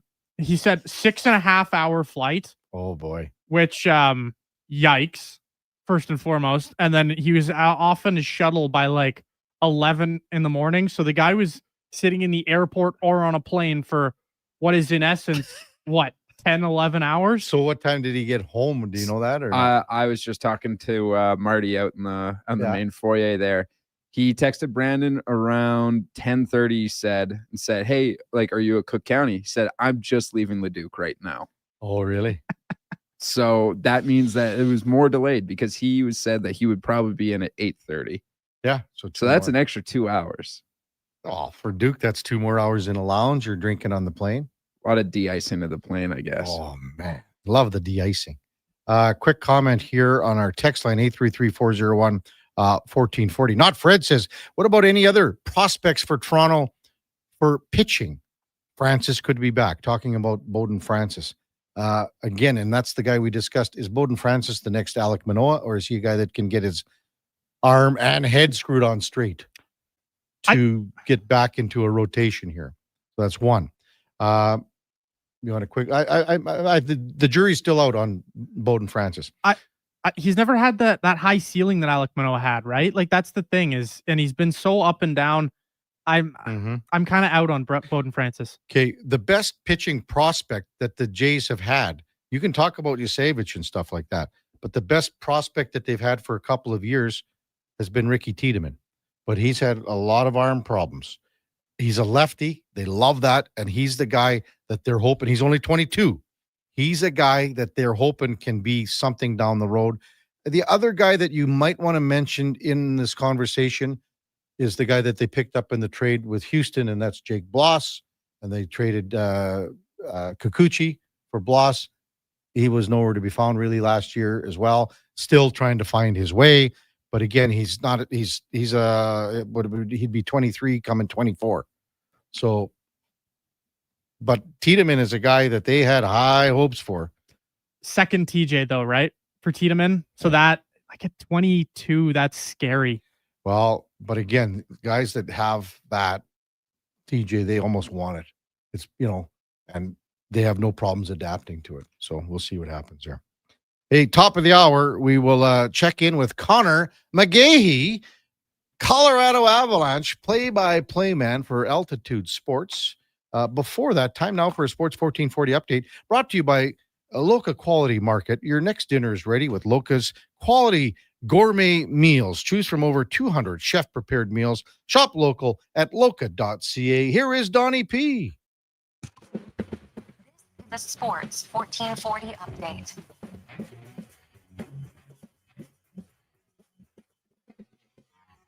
NHL action tonight. The Hawks, they're in Calgary to battle the Flames. The Sharks, they host the Jets. The Rangers clash with the Red Wings. And the Wild, they take on the Islanders. NFL news, Jaden Daniels, he's not going to be landing on IR after suffering no ligament damage in his left elbow. He could start sometime after the Commanders bye in Week 12. Locally, the Golden Bears, they play the Cougars at 7. On the hard court, the Raps battle the Hawks. Tip-off set for 5:30. The Thunder, they play the Kings. And the Warriors, they take on the Nuggets. Coming up, we've got Connor McGahey right after the break. I'm Donovan Paulson. That's your Sports 1440 update. 1440, Stingray Radio Station. CKJR broadcasts from West Edmonton Mall and Wetaskiwin. Download the free Stingray music app and listen wherever you go. Mr. Rooter watches the big game. Go deep! What you watching, Mr. Rooter? The Plumbing Olympics. Frankie Drain Dragon Sanchez is attempting to break the world record in the 100-meter snake. Watch! Wow! Did you see that? He snaked out a 50-pound clog. And in the middle of that wad, a gold medal. What theater? Yeah, that's very cool, Mr. Rooter. For a plumber who's good as gold, call Mr. Rooter. Don't look now, but I think we're being followed. Oh, that's just my Fountain Tire sidecar. Well, they're driving pretty close. Because they're attached. Save up to 15% on select tires until December 13th. Cool. Plus, get up to $125 off a set of 4 Goodyear tires. Anything else? Get $50 off a $150 service when you buy those tires. Well, that's handy. Yep. And weird. Well, I love my Fountain Tire sidecar. Book your appointment online today. Restrictions apply. Fountain Tire. We're on this road together, Canada.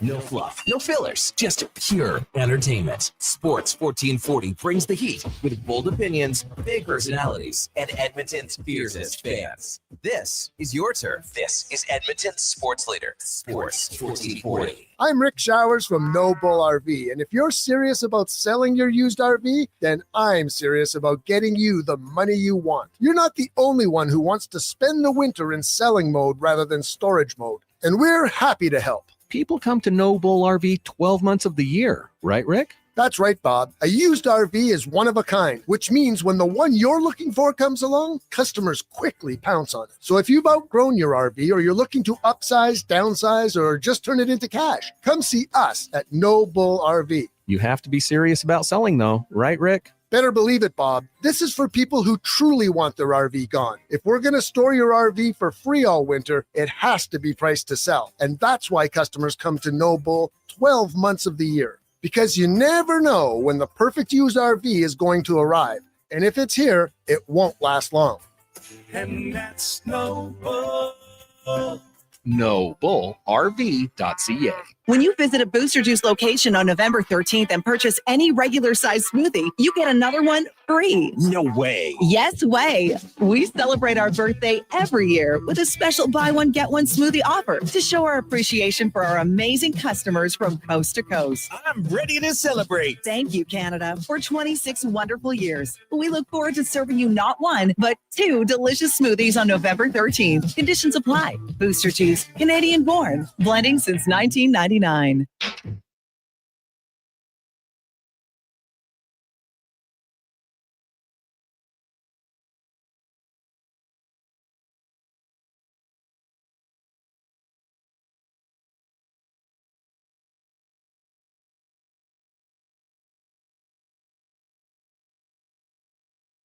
Just in time for the morning skate. This is the Kevin Karius Show on Sports 1440.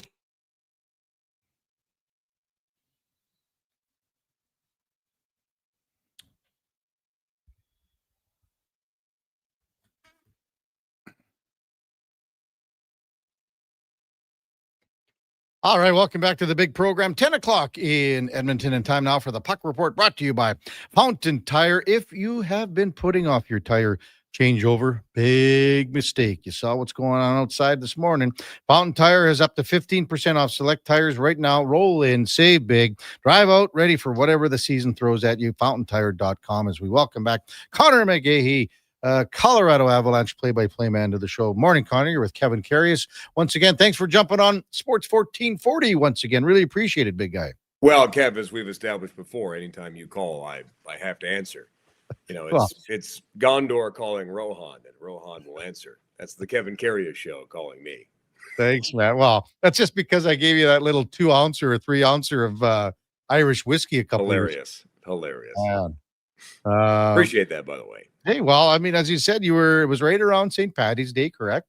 Yeah. And you guys how long of that road? It was a road trip where you were like, well, I can sneak this wherever. I can have a little toast to St. Patty's kind of thing. Yeah. Yeah. No, it was very much appreciated.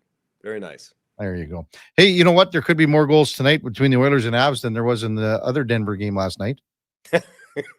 Yeah, there might be. It was funny because we were kind of talking about that. They said, where are you going this week? Because everyone was shocked just because of how janky the schedule has been for the Avalanche. They had the last 2 weekends back-to-back and then kind of just one game during the week at home, and that's sort of what's happened this week. Mm-hmm. So a game on Tuesday versus Tampa, and you think, okay, a day off, and then your next game is Thursday. But nothing for Thursday Night Football, which was good. Broncos-Raiders, always a great week here in the Mile High City. The game was not. Broncos are still the best team in football, though, 8-2. But not exactly burning any barns last night in the Mile High City, but still fun to be there. Yeah, are people pretty pumped up about the Broncos, being where they are in the standings and, the start they've had? Well, I going into last year, I mean, it had been a 9-year absence from the postseason. I mean, they hadn't made the playoffs since they won the Super Bowl in 2015, and in a city that's had Peyton Manning win a Super Bowl and had John Elway win 2. That's a long That's a long gap for a fan base that is used to success. So for them to make it last year, I know they lose to the Buffalo Bills, but yeah, it's definitely a Broncos town. They've been around the longest since 1960, and that's how long I almost said the Avalanche. The Broncos have been playing the Raiders since 1960, 130 matchups before last night on Thursday Night Football. So, but it's the Broncos town, and they are very passionate. In particular, they will accept an 8-2 record, but I think they want to see more from certain performances. But I don't look a gift horse in the mouth. If you are 8-2, if you're the best team in football, it's great. It's like the Avalanche with a very strange record of 8-1-5. Exactly. Some people complaining about losing in shootouts and overtime. I say, at the end of the day, you had 21 points and all your wins are in regulation, making you the number one team in the NHL. You'll always take that. Yeah, and it'll be a great Broncos KC Chiefs game next week. Connor McGahey with us on Sports 1440. So what do you make of this Avalanche team again? You say top of the table, 21 points with an 8-1-5 record. What have you seen so far, Connor? I've seen a dominant team 5-on-5. I mean, I'm not huge into analytics because usually for what we do, I don't find it applicable a ton, but it's nice to take a temperature. And if you find someone or a group of people who understand it more, that help tell the story, I think it's great. So analytically, offensively, defensively, the Avalanche 5-on-5 are the best team in hockey. And you've seen that with their regulation wins. All 8 have come in regulation. As we mentioned, 3 overtime losses, 2 in a shootout, which I don't really count that because I think everyone can agree we're over the shootout. But they've been doing this for almost a decade now. Is just possessing the puck and keeping it away from you at all times as much as they can. But I think the commitment to defend, and that's one of Jared Bednar's favorite phrases, the commitment to defend has been here more at the start of the season than it has been in a couple of years, probably since they won the Cup in 2022. So the offensive is there, over 3.5 goals per game, top 5 in the National Hockey League. But defensively, they're a lot better. For example, they host Tampa the other night. They win 3-2, a good tight game. Tampa goes to Vegas 2 nights later and puts up 6 on the Golden Knights in a tough place to play. So that's where the Avalanche's priority is. And I think with all the offensive talent around the league, that's where it has to be. Yeah. Well, that 5-on-5 number should be scary for Oiler fans because they haven't been very good here. 5-on-5, as you probably know, Connor. Just the one game against Montreal, they had 5 goals 5-on-5. But other than that, it's been pretty dry. What did you make of the Marty Necas contract extension that happened where he gets a pretty good bump next year? How'd that go down in Denver? It went down very quickly, which was good. It's nice to get something like that done in October so you don't get to end of February and we're replaying Mikko Rantanen all over again. I think the timing was almost the most important part of all of this.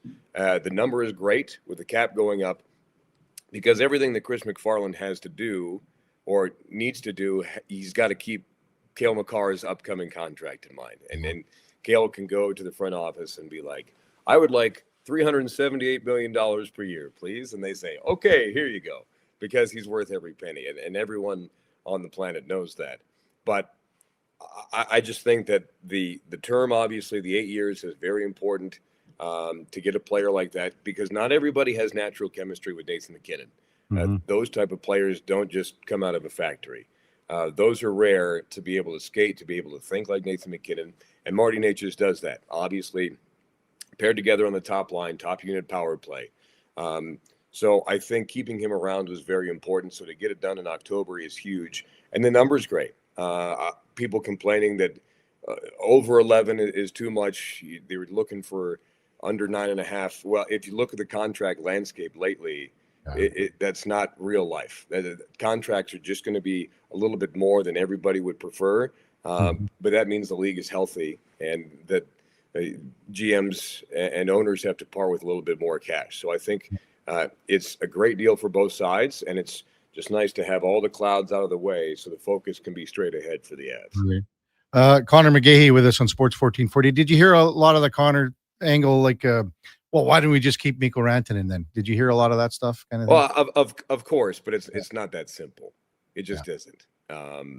And, we don't know, but for all intents and purposes, they wanted to keep him around. The player was looking for more, and that was something that at the time they couldn't do. So this deal ends up being $500,000 less per year than Mikko Rantanen would have been. So that benefits everybody. So I just think that this overall is exactly what the Avalanche needed, and Marty Necas knows that he could have gone anywhere.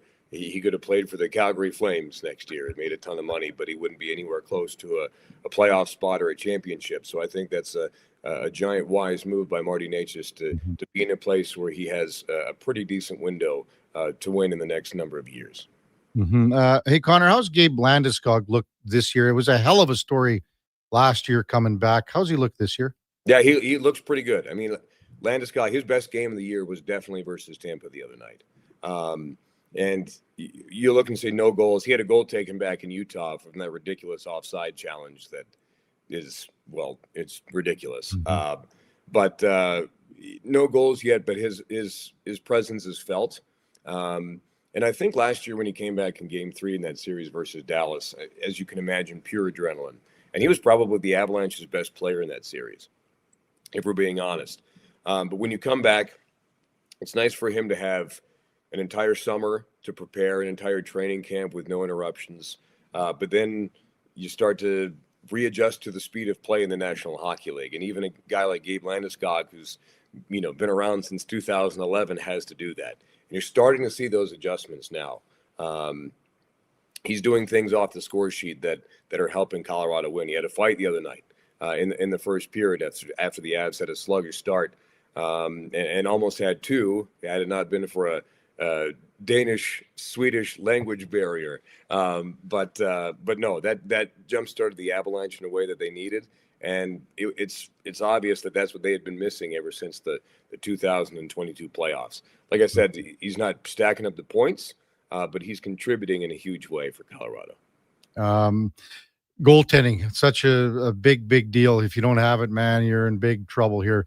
If you were to say like the MVP at this stage, because of what's happened with Mackenzie Blackwood, we know what McCarr brings. We know what Nathan McKinnon brings, but would you vote for Scott Wedgwood as the team's MVP to start the season? I mean, he'd be a finalist for sure. Yeah. I mean, his numbers are fantastic. Best hockey of his career at this point. Leading the NHL in wins with that 8th victory over Tampa the other night. And you couldn't ask for a better person. I mean, he's a 50 out of 10 human being as well. So to have him around and very ungoalie-like, right? So very personable, and you can talk to him at any time. You can talk to him on a game day. He doesn't care. Blackwood's actually the same. So you have two good personalities in that goalie room for the Colorado Avalanche. And Wedgwood has come in, and he's always said, I view myself as I could be a backup, but I could also be a starter. And for the most part, his numbers are great. Goals against, hovering around 2.5 save percentage for most games. A little bit of a gap in there where it was under 900, but I think he's floating around 900 for the season as we speak. But I don't think you could ask for any more. I mean, he's single-handedly won a couple games for Colorado, and they're easing Blackwood in. I'm not sure with the back-to-back at Edmonton tomorrow night and then at Vancouver on Sunday, who's going to get the start where. But that both are going to get one. And it was a well-earned start for him versus Tampa the other night. Blackwood was available, but Jared Bednar said he's had plenty of rest, played in Vegas, got probably the biggest win of the season last Friday over the Golden Knights. And because of that performance, he got the nod on Tuesday. It's not a goalie controversy, but he's just played that well to start the season. You got a feeling, an inkling, Connor, who we'll see here tomorrow night? I really don't, because every time I guess, I'm wrong. And you know me, I just, if someone tells me, I say, okay, great. And we prepare for both. But and I don't know how much historical matchups go into making those decisions. Blackwood traditionally is unbelievable against the Vancouver Canucks. So we'll see who goes on Hockey Night in Canada. But no matter what, it'll be a member of the Lumberyard tomorrow at Rogers. You got that right. Avs play-by-play man Connor McGahey with us on the Kevin Carey Show on Sports 1440. How well did you know Brent Burns before he came into the Avs fold, and what have you thought about him since his arrival? I had never met Brent Burns before he came here, but I always was just sort of trained to dislike him because he's drafted by the Minnesota Wild, sort of an arch enemy of the Colorado Avalanche, and then played for San Jose all those years and helped eliminate the Avalanche twice out of the postseason in 2010 and then in 2019. Speaking of offside challenges, and Gabe Landeskog and that Colin Wilson goal that was waved off. But I joked with him because the first time I met him was at our golf tournament before training camp started, and everyone's sort of in the locker room changing out to wear the polos for the tournament. And I said, this is probably, and it was the first time I bumped into him. I said, this is probably an awkward time to introduce myself, but I did. And I said, I've disliked you for a lot of years, but I'm looking around and I don't think I'll dislike you for very long. And he laughed, and he's he's one of those guys that everybody loves the second he walks into the room. And he has that joy still at 40 years old. He just loves it. He loves the heck out of hockey, and that is contagious. And he's solid second D pairing for Colorado. You know, a couple point streaks in there. Finally got his first goal with the Avalanche. Ended up being the game winner in Vegas the other night. But I've been beyond impressed, and I just chuckle all the time with Brent Burns, because as our old late friend Peter McNabb used to say, who passed away yesterday in 2022, he used to say, and I think he got this quote from somebody else, but he would always bring it up. He said, in order to win, you need character and you need characters. And Brent Burns definitely is both of those things, and something that I think the Avalanche needed. Well said. Just want to close on a local guy, Parker Kelly from Camrose. Signed a longer term contract to stick around. I mean, this is the guy. There's a character right there. Absolutely. That fits in right to what you were saying. Maybe just to speak to what he's offered and is going to be around for a long time. I mean, and he was beyond excited to get that 4-year extension, which starts next year. Camrose, Alberta, as you very well know, got married up there this past summer, so he's a newlywed. So he's added the biggest contract of his year and added a family, and they call him Chaos Kelly, and that's how he plays out there. Plays a little bit chaotic, but it's controlled chaos. One of the best penalty killers that the Avalanche have, and he's going to be the fourth line staple for Colorado going forward. And he'll just have these moments in games where he'll have these huge moments. He had a goal and an assist, including a game winner versus the New Jersey Devils when the Avalanche poured on 8 goals last week. But speaking of 50 out of 10 humans, Parker Kelly is the absolute best and loves hockey trivia. Will bounce hockey trivia questions off of everybody. And one actually last year involved Brent Burns, who was the player to lead the NHL in icings for 3 straight seasons, and it ended up being Brent Burns. That was before we knew that he was going to come to the Colorado Avalanche. So Parker Kelly loves going back home. I know there's going to be a lot of friends and family there tomorrow to watch the Avs play the Oilers. So always happy for guys when that's the case. But he couldn't be a better addition to this team. Couldn't be a better person. Yeah, and I mean the stories when a guy's undrafted, those are the best stories for sure. Best stories. I agree. I mean that shows, because it shows work. And I'm not saying that if you're drafted anywhere in 7 rounds in an NHL draft that you're not working, but you have to work extra hard. Tristan Nielsen made his NHL debut for the Avalanche the other night. Grew up in BC, went undrafted. Played for the Giants in the dub, played for Abbotsford, won the Calder Cup last year, earned an AHL contract first with the Colorado Eagles, and then after 5 goals and 4 assists in 11 games, earned an NHL contract so we could get the call up. Those are the type of stories that I think make this sport better than all the other ones, because every sport has those threads in them, but I feel like when you run across those stories in the NHL, they're just extra special, and that's what you get with a guy like Tristan Nielsen, and definitely a guy like Parker Kelly. Top notch. Hey, Connor, thanks as well always for coming on. We'll see you down at the rink tomorrow, big guy. Can't wait. Come and say hi.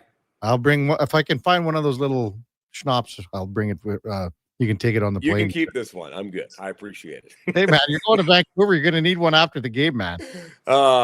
I'm tired. Look, I'm tired enough. I'll just, I'll be able to sleep right away. Okay, buddy. See you tomorrow.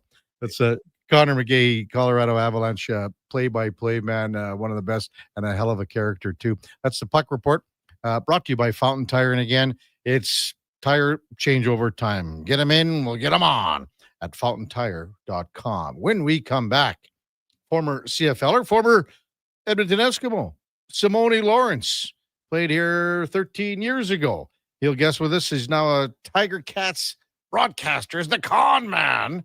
Connor Halley brings in some Timbits to the studio. Is that part of the $5 package, con man? Yes. Oh, yeah. Attaboy. Oh, wow. Excellent stuff. That's coming up right after the break. Simone Lawrence, it's the Kevin Karius Show with Donnie P. and Josh Fenwick on Sports 1440, presented by Sports Select. We're streaming on YouTube, X, Facebook, and Instagram. You know your neighbor, right? The one who watches your house when you're away, who keeps their yard looking nice, who says hello every day. That's us, GS Construction. Now, we probably don't live right beside you, but we do live in your community. And when it comes to water and wastewater infrastructure, moving along smoothly, we're the ones doing that work. GS Construction has been doing it since 1974, over 50 years. So you could say we are your neighbors who wear hard hats and work boots. To find out what your neighbors do, visit gsconstruction.ca. Hey everybody, it's Jason Strudling. How would you like to join me and the superstars of hockey on an exotic holiday? Join us on a 7-night cruise through the Mexican Riviera, leaving from Los Angeles and including Cabo, Mazatlan, Puerto Vallarta, and more. While we relax and cruise the tropical waters, you can attend an intimate meet and greet with legends like Bill Ranford, Fernando Pisani, Kelly Buckberger, Ron Lowe, Gene Principe, Jack Michaels, Louis DeBrusque, and more. There's still time to get in on every hockey fan's dream cruise. Book now and save $500 per couple. The Edmonton Hockey Legends Cruise. Price started at just $23.99. Part of the proceeds support the Ben Stelter Foundation and Kids with Cancer. Visit cast.tours/Edmonton. Call 1-833-347-7678.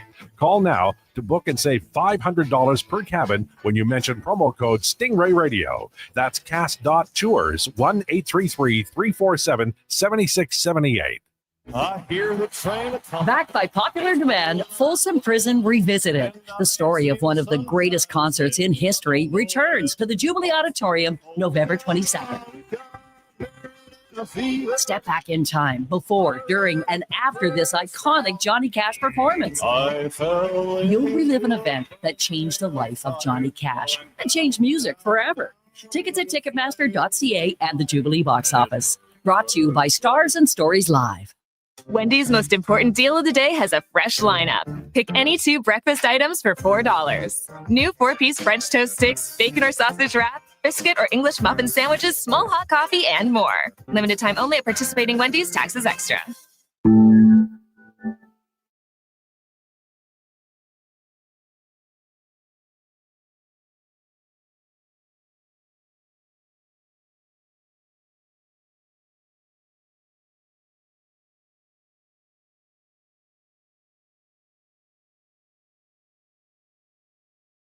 And generate a QR code or check out their how to play videos for step-by-step guidance. Sportselect.com, 100% legal, must be 18 plus. Please play responsibly.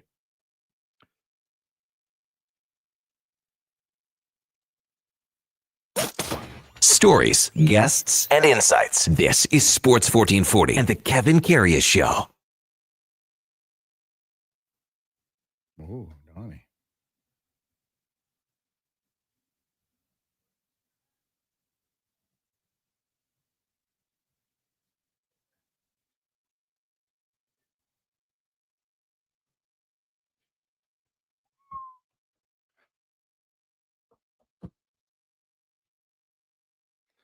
Oh, all right. Welcome back to the big program, 1021 in Edmonton. And time now for the headliner of the day, brought to you by Mr. Rooter Plumbing, the plumber to call when the toilet mysteriously breaks after your jalapeno pepper popper fueled game night with the fellas. That's mrrooter.ca as we welcome in former CFLer, now commentator, Simone Lawrence. Morning, Simone, with Kevin Karius. Thanks for jumping on Sports 1440 this morning. Really appreciate it. I don't know how I feel about coming behind the shitter, though. Hey, man, I don't know. You know, I interviewed you 13 years ago when you were here playing for the Double E. Why'd you leave, man, and play all those years in Hamilton? They kicked me out after the first year. They're like, Simone, you're no longer wanted here. Go to Hamilton and become one of the best players that ever played. Well, yeah, you got that right. Why didn't you tell them to keep me? What happened? I don't know. I put in a good word for you. Oh, I put in a good word for you, Simone, man. I don't know. What do you remember about your time here when you played? That's 2012. It's 13 years ago, man. That was 13 years ago, but great thing I have such a great memory, right? So 2012, I remember a lot of things. It was such a memorable year because it was after 3 years down, or it was after 3 years down south in the States and stuff, trying to get on at different NFL football teams. And then I got a phone call from Eric Tillman at the time, that was the general manager. And I remember I was just in my Camaro, just driving around. And then I was just so sad. And I got a phone call, said, "Hey, you want to come play football up in Canada?" I was like, "Where in Canada?" And then I'm looking at the map. I'm like, "Oh man, is that by Alaska or something?" And so I'm sitting there like, and then I get another call. It's like, "Hey, we want to do a reality television show with you as well as when you come to Edmonton." I was like, "Oh, I got my own TV show and I get to play football. All right, let's go to work." You know what I'm saying? Wow. So I remember everything, I remember getting off the plane in an Eskimo jacket because I thought it was still cold, even though it was June. I remember coming onto the field, and then you guys have this big speaker in the middle of the field, and I thought it was a heater.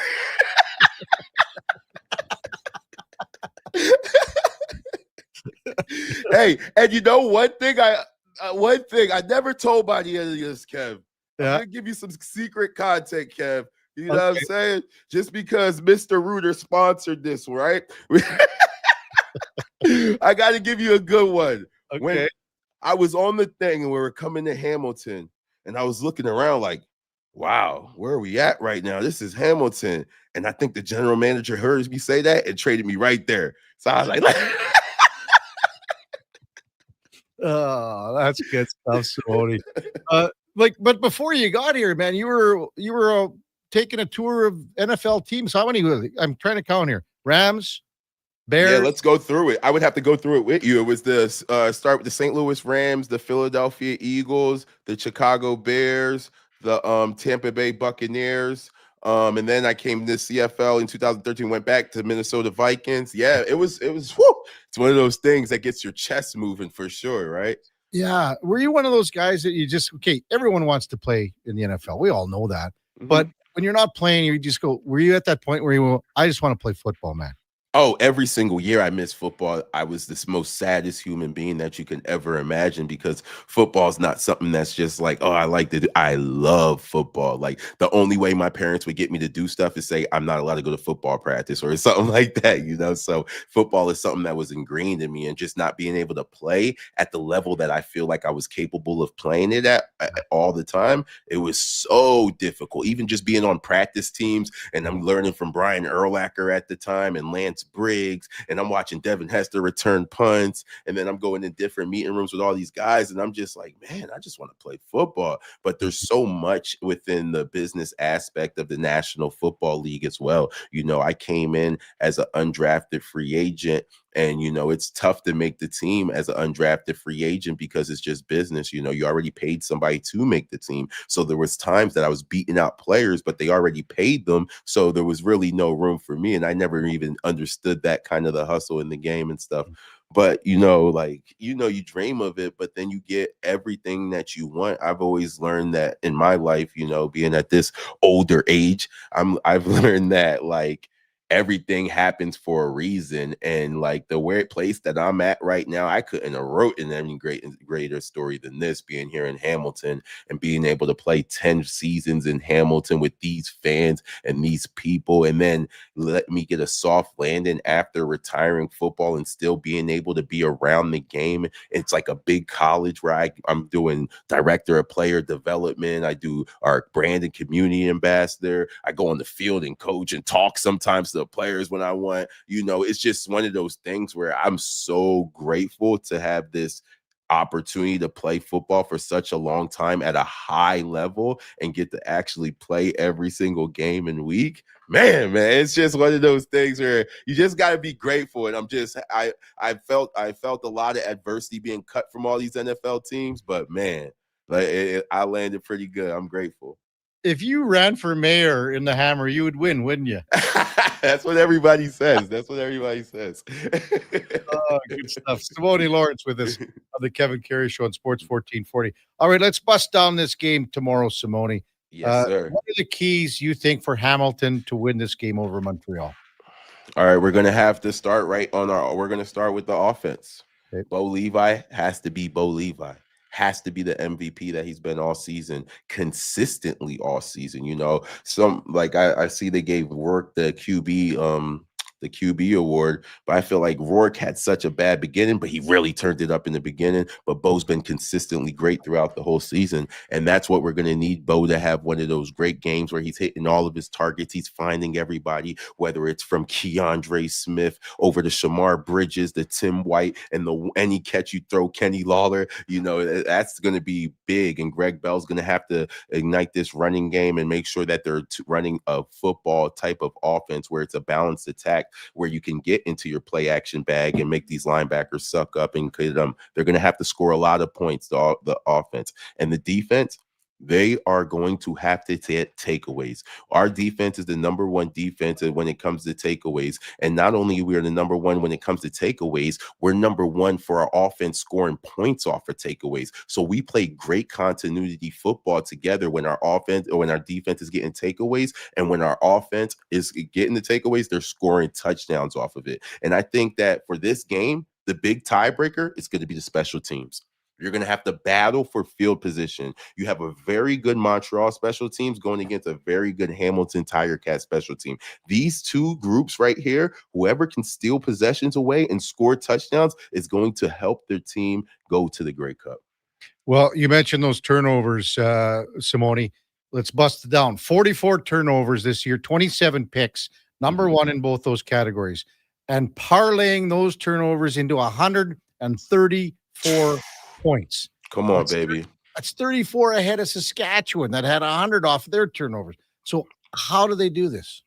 And this the same way they've been doing it. You know, they just been playing great team football. When that defensive line lining up with Julian Hauser, who is the East Defensive Player of the Year this year, when he is rushing the passer, he is dominant. He's getting there so quick. And if he's rushing, doing a great job, and then you got Philip Osai on the other side. When those two are playing their type of game, it's a tough team to beat, because now the defensive backs, they are great back there. You got Gary Peters, who's an all-star, Amos, who could have been an all-star, Casatunas, who was an all-star, Moxie, Devin Talbert. All these guys are playmakers. And when the quarterback is being rushed by this defensive line, these guys make plays on the back end, and that's just how it's been translating. So I'm super excited to see that. That's what they're going to have to do. Our defensive line is going to have a great game, especially going against this kid. Mm-hmm. Simone Lawrence with us on Sports 1440. Discipline. Why is Hamilton the least flagged team in the CFL, Simone? It's something that gets talked about. You know, like for coaching, there's things that you try to ingrain in your players' heads, right? And whether that's discipline, whether that's turnovers, whether that's tackling, whatever you keep putting in the players' heads, that's what they're going to work on all the time, because then it just becomes a stimulus response. So right now, I remember back in the day with Coach O, he's like, let's go into this game. We don't want no penalties this game. There's been a handful of times this season where we have went the whole game without even getting penalties. And it's simply because it gets talked about. Mm-hmm. Scott Milanovich, I guess that comes from him. He's the greatest coach in Edmonton Eskimos Elks history, isn't he? He never lost a game.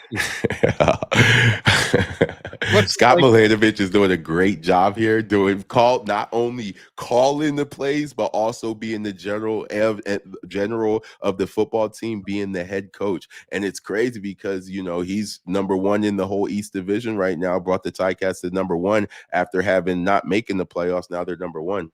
Mm-hmm. Let's have a look at this Montreal offense and what the defense has to look at from a Ticats perspective, Simone. And it all starts with Davis Alexander. I mean, this is a mark where, you know, we haven't seen this before. He hasn't lost a game. It's 12-0 as a starter. What do they got to do to get to this guy? Okay, I got a question for you, Kev. Uh-oh. Would you say that it's more David Alexander, or is it Coach Moss with coaching David Alexander? Okay. Let me pony that because my co-host, and we tried to get you on early. My co-host on Fridays is Eddie Steele, who you know. Yeah. And Eddie, we talked about that exact same thing about the fact that Alexander has Jason Maas as his head coach, almost as well as a mentor, being a guy that played the quarterback position with so much passion. So we discussed that quite a lot this morning, Simone, in the sense that, you know, what a luxury it is for a guy like Davis Alexander to be still a younger guy. You know, he doesn't have a ton of experience playing the quarterback position, but he does have that comfort zone because Jason Maas is there.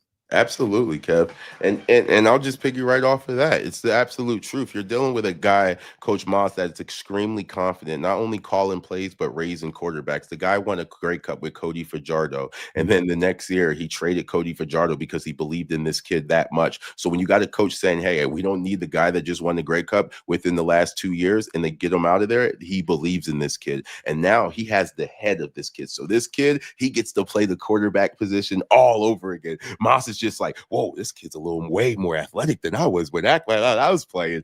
But he does such a great job just having this kid run through the plays where it's not, the reads are all in front of him and stacked upon him. And then the thing about Coach Moss is he gives you a bunch of different formations and he tries to get the defensive out of a formation. So to answer your question, Kev, we're going to have to be able to line up to these formations. We're going to have to be able to adjust. We're having to use our eyes, and we're going to have to communicate, because a lot of times the receivers like to do these all zone motions, and you're going to have to pass them off and then drop in the inside of it. It's going to be one of those great type of football games just going against Alexander. And the thing about Alexander is it's not like he's won like 1 game, 2 game, 3 game, 4 game, 5 game, 6 game in a row. The kid's played 11 games in 2 years. You know what I mean?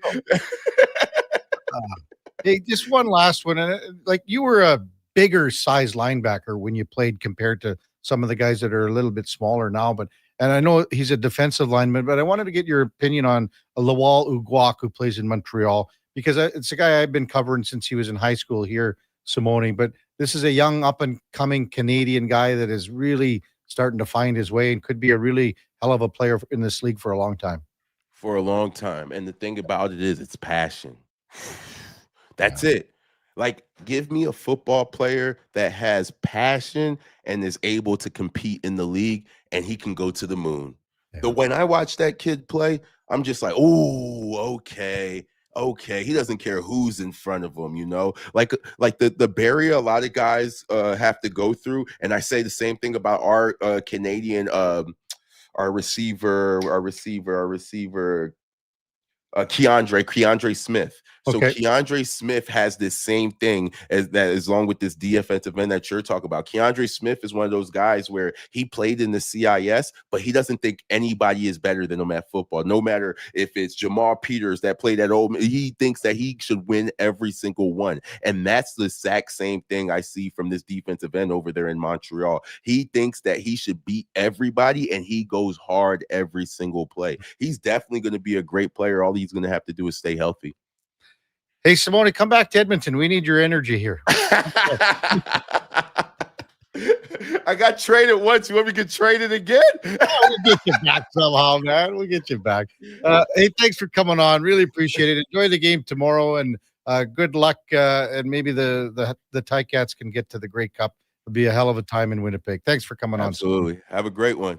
You too, man. That's Simone Lawrence, former double E'er for 1 year, then 10 great years in Hamilton with the Tiger Cats, and a great transition to now. And you heard all about it, like on the field, doing stuff, community, everything with the organization. Those are the guys you want in your organization for sure. That's the headliner of the day, brought to you by Mr. Rooter, the #1 overall pick in your fantasy plumbing pool. That's mrrooter.ca. When we come back, just fabulous that Kevin Lowe is going to join us for 5-10 minutes to talk about Bruce Saville and his celebration of life service tomorrow. That's coming up right after the break. It's Kevin Karius, Donnie P, and Josh Fenwick on Sports 1440, presented by Sports Select. We're streaming on YouTube, X, Facebook, and Instagram. Mr. Rooter watches the big game. Go deep! What you watching, Mr. Rooter? The Plumbing Olympics. Frankie Dragon Sanchez is attempting to break the world record in the 100-meter snake. Watch. Wow! Did you see that? He snaked out a 50-pound clog.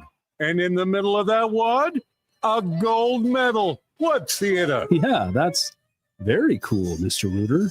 For a plumber who's good as gold, call Mr. Rooter. When you visit a Booster Juice location on November 13th and purchase any regular size smoothie, you get another one free. No way. Yes way. We celebrate our birthday every year with a special buy one, get one smoothie offer to show our appreciation for our amazing customers from coast to coast. I'm ready to celebrate. Thank you, Canada, for 26 wonderful years. We look forward to serving you not one, but 2 delicious smoothies on November 13th. Conditions apply. Booster Juice, Canadian born, blending since 1999. A Saskatchewan boy who grew up loving and playing sports. At least we think he grew up.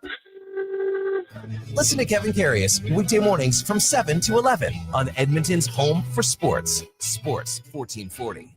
The job won't wait. Why should you? At AWS Welding Supplies and Repairs, conveniently located in Nisku, we've got everything you need to get it done. From product sales to servicing and calibrating machines, we're your one-stop shop. We're a proud, locally owned and operated business, committed to serving our community with a proven track record of customer service. Don't let a broken tool slow you down. We offer fast repairs and free same-day delivery of in-stock items to Leduc, Nisku, and South Edmonton. AWS Welding.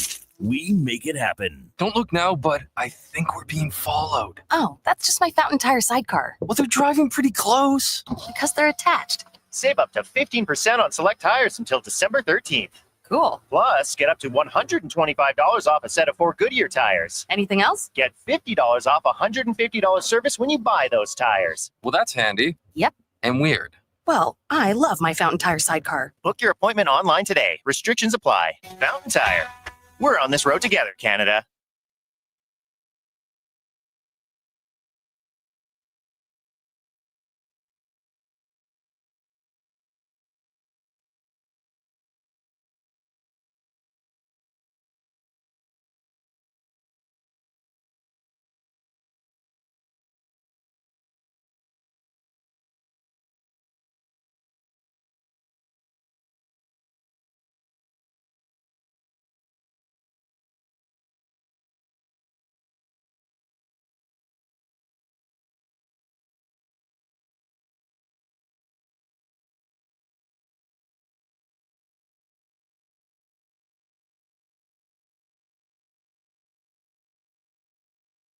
This is the Kevin Karius Show on Sports 1440, a proud presentation of Sports Select. In store or online at sportselect.com. Please play responsibly.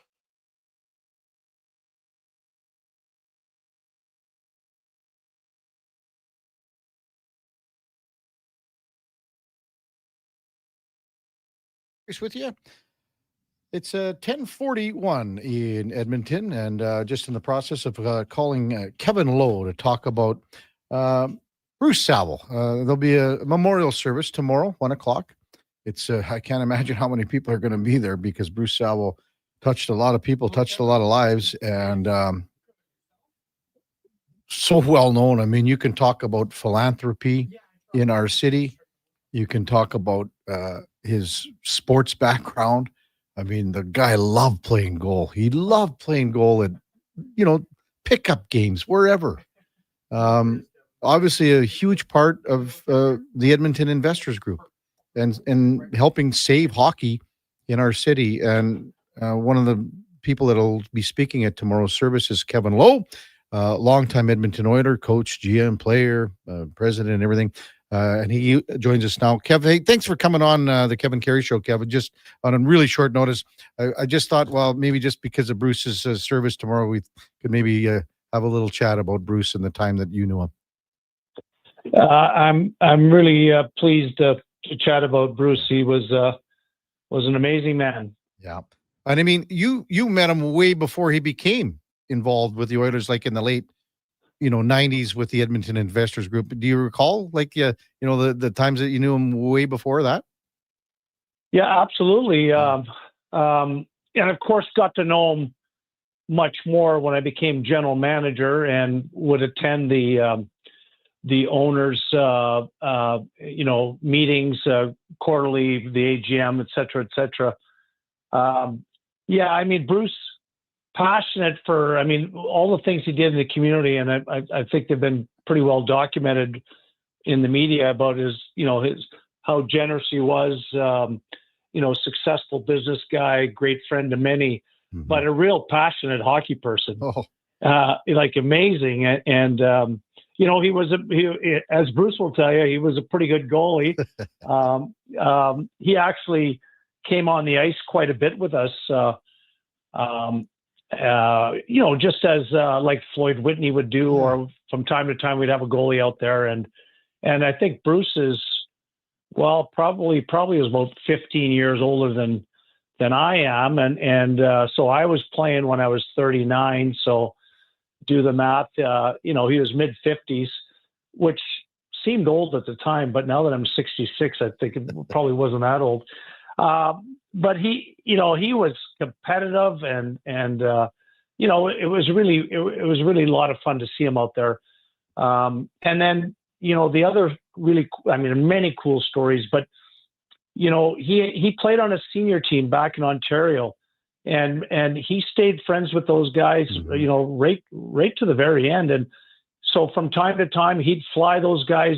They'd travel all over North America and play in seniors tournaments, and he'd pay for everything, fly them all out because, he had great success in his business life. But he just enjoyed playing with his old pals. And as told by Kathy, Bruce's wife, that he had something set up for this weekend, actually, for those guys to come out for the same, just a little bit of a reunion. So, a good friend to his friends, right to the very end. Well, you mentioned when he would suit up in practices and things like that. I remember, how like his hip was really sore at those times, and he didn't bitch or complain about it at all, but he just wanted to get out on the ice. Remember like that aspect of it, Kev? Absolutely. Yeah. No, I've heard, you have no question. He didn't, when he was out there, he didn't complain. He knew it was, even though he was part owner of the team, he knew that it was a friggin' luxury to have that opportunity. And I never, often he would be out there as we're warming up, and guys would come down the wing and, take shots at him. Some guys, really didn't even know who Bruce was, and they'd be firing him at his head and stuff, and off his shoulders. And he didn't have great equipment, and although, because he still had his old stuff back from the 70s, and he never once complained, never once barked at anyone. And it was, great memories. I'm glad to be able to talk about it. Yeah. So you're going to have a little talk about it tomorrow at the service, but maybe just to speak to that time in 97 and 98, along with Cal Nichols, Bruce was one of the higher profile guys that helped save this team in our city. It's an important story to remember. And I was thinking about this, as we get older, people forget. And a good example of that is right now, with Remembrance Day just next week, and purchasing a poppy. You don't see it anymore. Of course, Don Cherry is, famously got in trouble for speaking about that. He maybe didn't take the right tact. And I don't want to for a second compare, the Edmonton Investors Group legacy to our military people that gave their lives, many of them, to give us the freedoms we have today. But, people forget. And it's really important that Oiler hockey fans, as generations go on, are thankful and remember that group of people that stepped up, 37 of them, but for sure, Jim Hole and Cal Nichols, Bruce Saville, they were Gary Gregg, Ed Bean, there was, everybody stepped up with their money, but those guys stepped up with larger shares. What we see today, we see Connor McDavid, we see Rogers Place, we see Leon Draisaitl, we see Stanley Cup Finals. that doesn't happen without those guys' commitment. I believe 10 of them have passed away, so 30 or 27 still alive, and anybody who knows them, give them a pat in the back and thank them for what they did. Yeah, I mean, that's right when I got into the city here, Kev, at that time, and it was like, to me, I didn't comprehend the magnitude of it at the time, and I don't think a lot of people, did. They just assumed it was always going to be just okay, It was down to the 11th hour, as Cal Nichols will tell you. I mean, they were scrambling. I mean, everybody had stepped up with big checks, and it was like, really didn't want any more. I think many of them weren't sure it was even going to work, but they had all been successful. They knew the importance of it, and they were, sort of, in some respects, taking a last stab at keeping the team in the community, and didn't expect much for it. It ended up turning out really well, obviously, to where we are today. But for all of them, it was special to be able to say that they were, the owner of the part owner of the Oilers team, and although we never won any championships, those Dallas Oilers series were great series, great entertainment, and then of course had the good fortune of going all the way to the finals in 06 with that same group of guys. So I think they enjoyed their time as owners. But it was close for sure. It was close. It was almost, the team was gone. There was a time limit. I believe it was a 60-day time limit, and they were at day 59 and didn't have all their money. And if they didn't, Pockenham was selling a team to a guy in Houston. Yeah. Kevin Lowe with us. And Kevin's going to speak tomorrow at Bruce Savel's celebration of life and ceremony. So, I mean, I'm sure you've thought about and written down a whole bunch of stuff here already. How are you going to put all your many, many thoughts and words and everything that you want to relay into, 5, 6, 7, 8, 9, 10 minutes? How are you going to do this, Kev?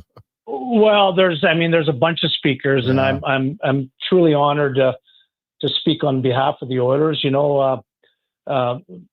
Many players had relationships. He loved Curtis Joseph. He loved the goalies because he was a goalie.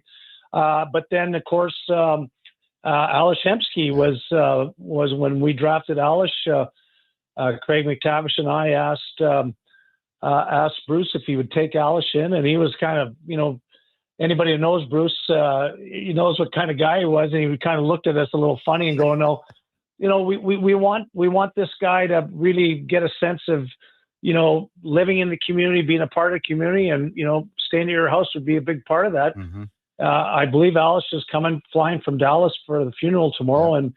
And to this day, Alice talks about how important that was for him. And then a number of years later, he had Darnell Nurse, and he also had Leon Draisaitl. So, all very important players in the history of the Oilers. And they have nothing but great things as well to say about Bruce. Hey, Kev, thanks for coming on short notice. I just texted you this morning. You said, yeah, no problem. Want to do it. We'll see you there tomorrow, and take care. And thanks for coming on. Really appreciate it. Anytime, Kevin. Thank you. Yeah. That's Kevin Lowe. And again, he GM at the time when Bruce Saville and the Edmonton Investors Group took over the team. And again, it was close. It was close. As Kev said, it went right down to the wire there for sure. But thanks for Kevin for coming on, and it'll be a great service tomorrow for sure. Donnie P, we better do some picks here before we cut things loose for the weekend. And we got 3 games in the NFL that we got to get to. The Sunday night games automatic. New England, Tampa Bay, LA, Rams, and San Fran are the other 2 games. You have the first selection, big guy. Oof. You know what, Well, you've been thinking about this all morning, Donnie. Come on now. I have been thinking about it all morning. I'm going to stay away from that Patriots-Bucks game. Why? Because I think that's the big scary one. For me, I am going to take the Rams spread. You're taking the Rams minus 5. Minus 5.5. Okay. So that is Donnie P. Okay. I'll take the Chargers minus 3. That leaves you with the Tampa Bay game, Donnie. It does. I thought it scared the bejesus out of you. So you think I was going to take it, Donnie, at 2? I was hoping you'd take it. MTR said I was on Team Donnie all week. See ya, Donnie. Welcome back, Duke. Wake up. I just I don't know what's happening in the Niners land of injuries, so I figured I'd roll with the Rams this week. Okay. But you know what? I will I'll run the Bucks. They're my sneaky Super Bowl team. You're gonna take Tampa Bay. I'm gonna take the Bucks. I like that Bucks team. -3. Worst case set, we hopefully we push, or worst case set. So we've gone all three of the games with the favorite, hey? Yep. I'm expecting chalk this weekend. All right. Got a text from KD, I think, or KM. I'm not sure. And maybe some of our listeners can help this young referee out. The text says, "Good day, 1440 crew. One of our young refs in Spruce Grove had his whole ref bag stolen and now is left without any equipment. I was curious if you know of any donation locations that might be able to help him out to get back on the ice." All right, KM or KD, I'm not sure what it is.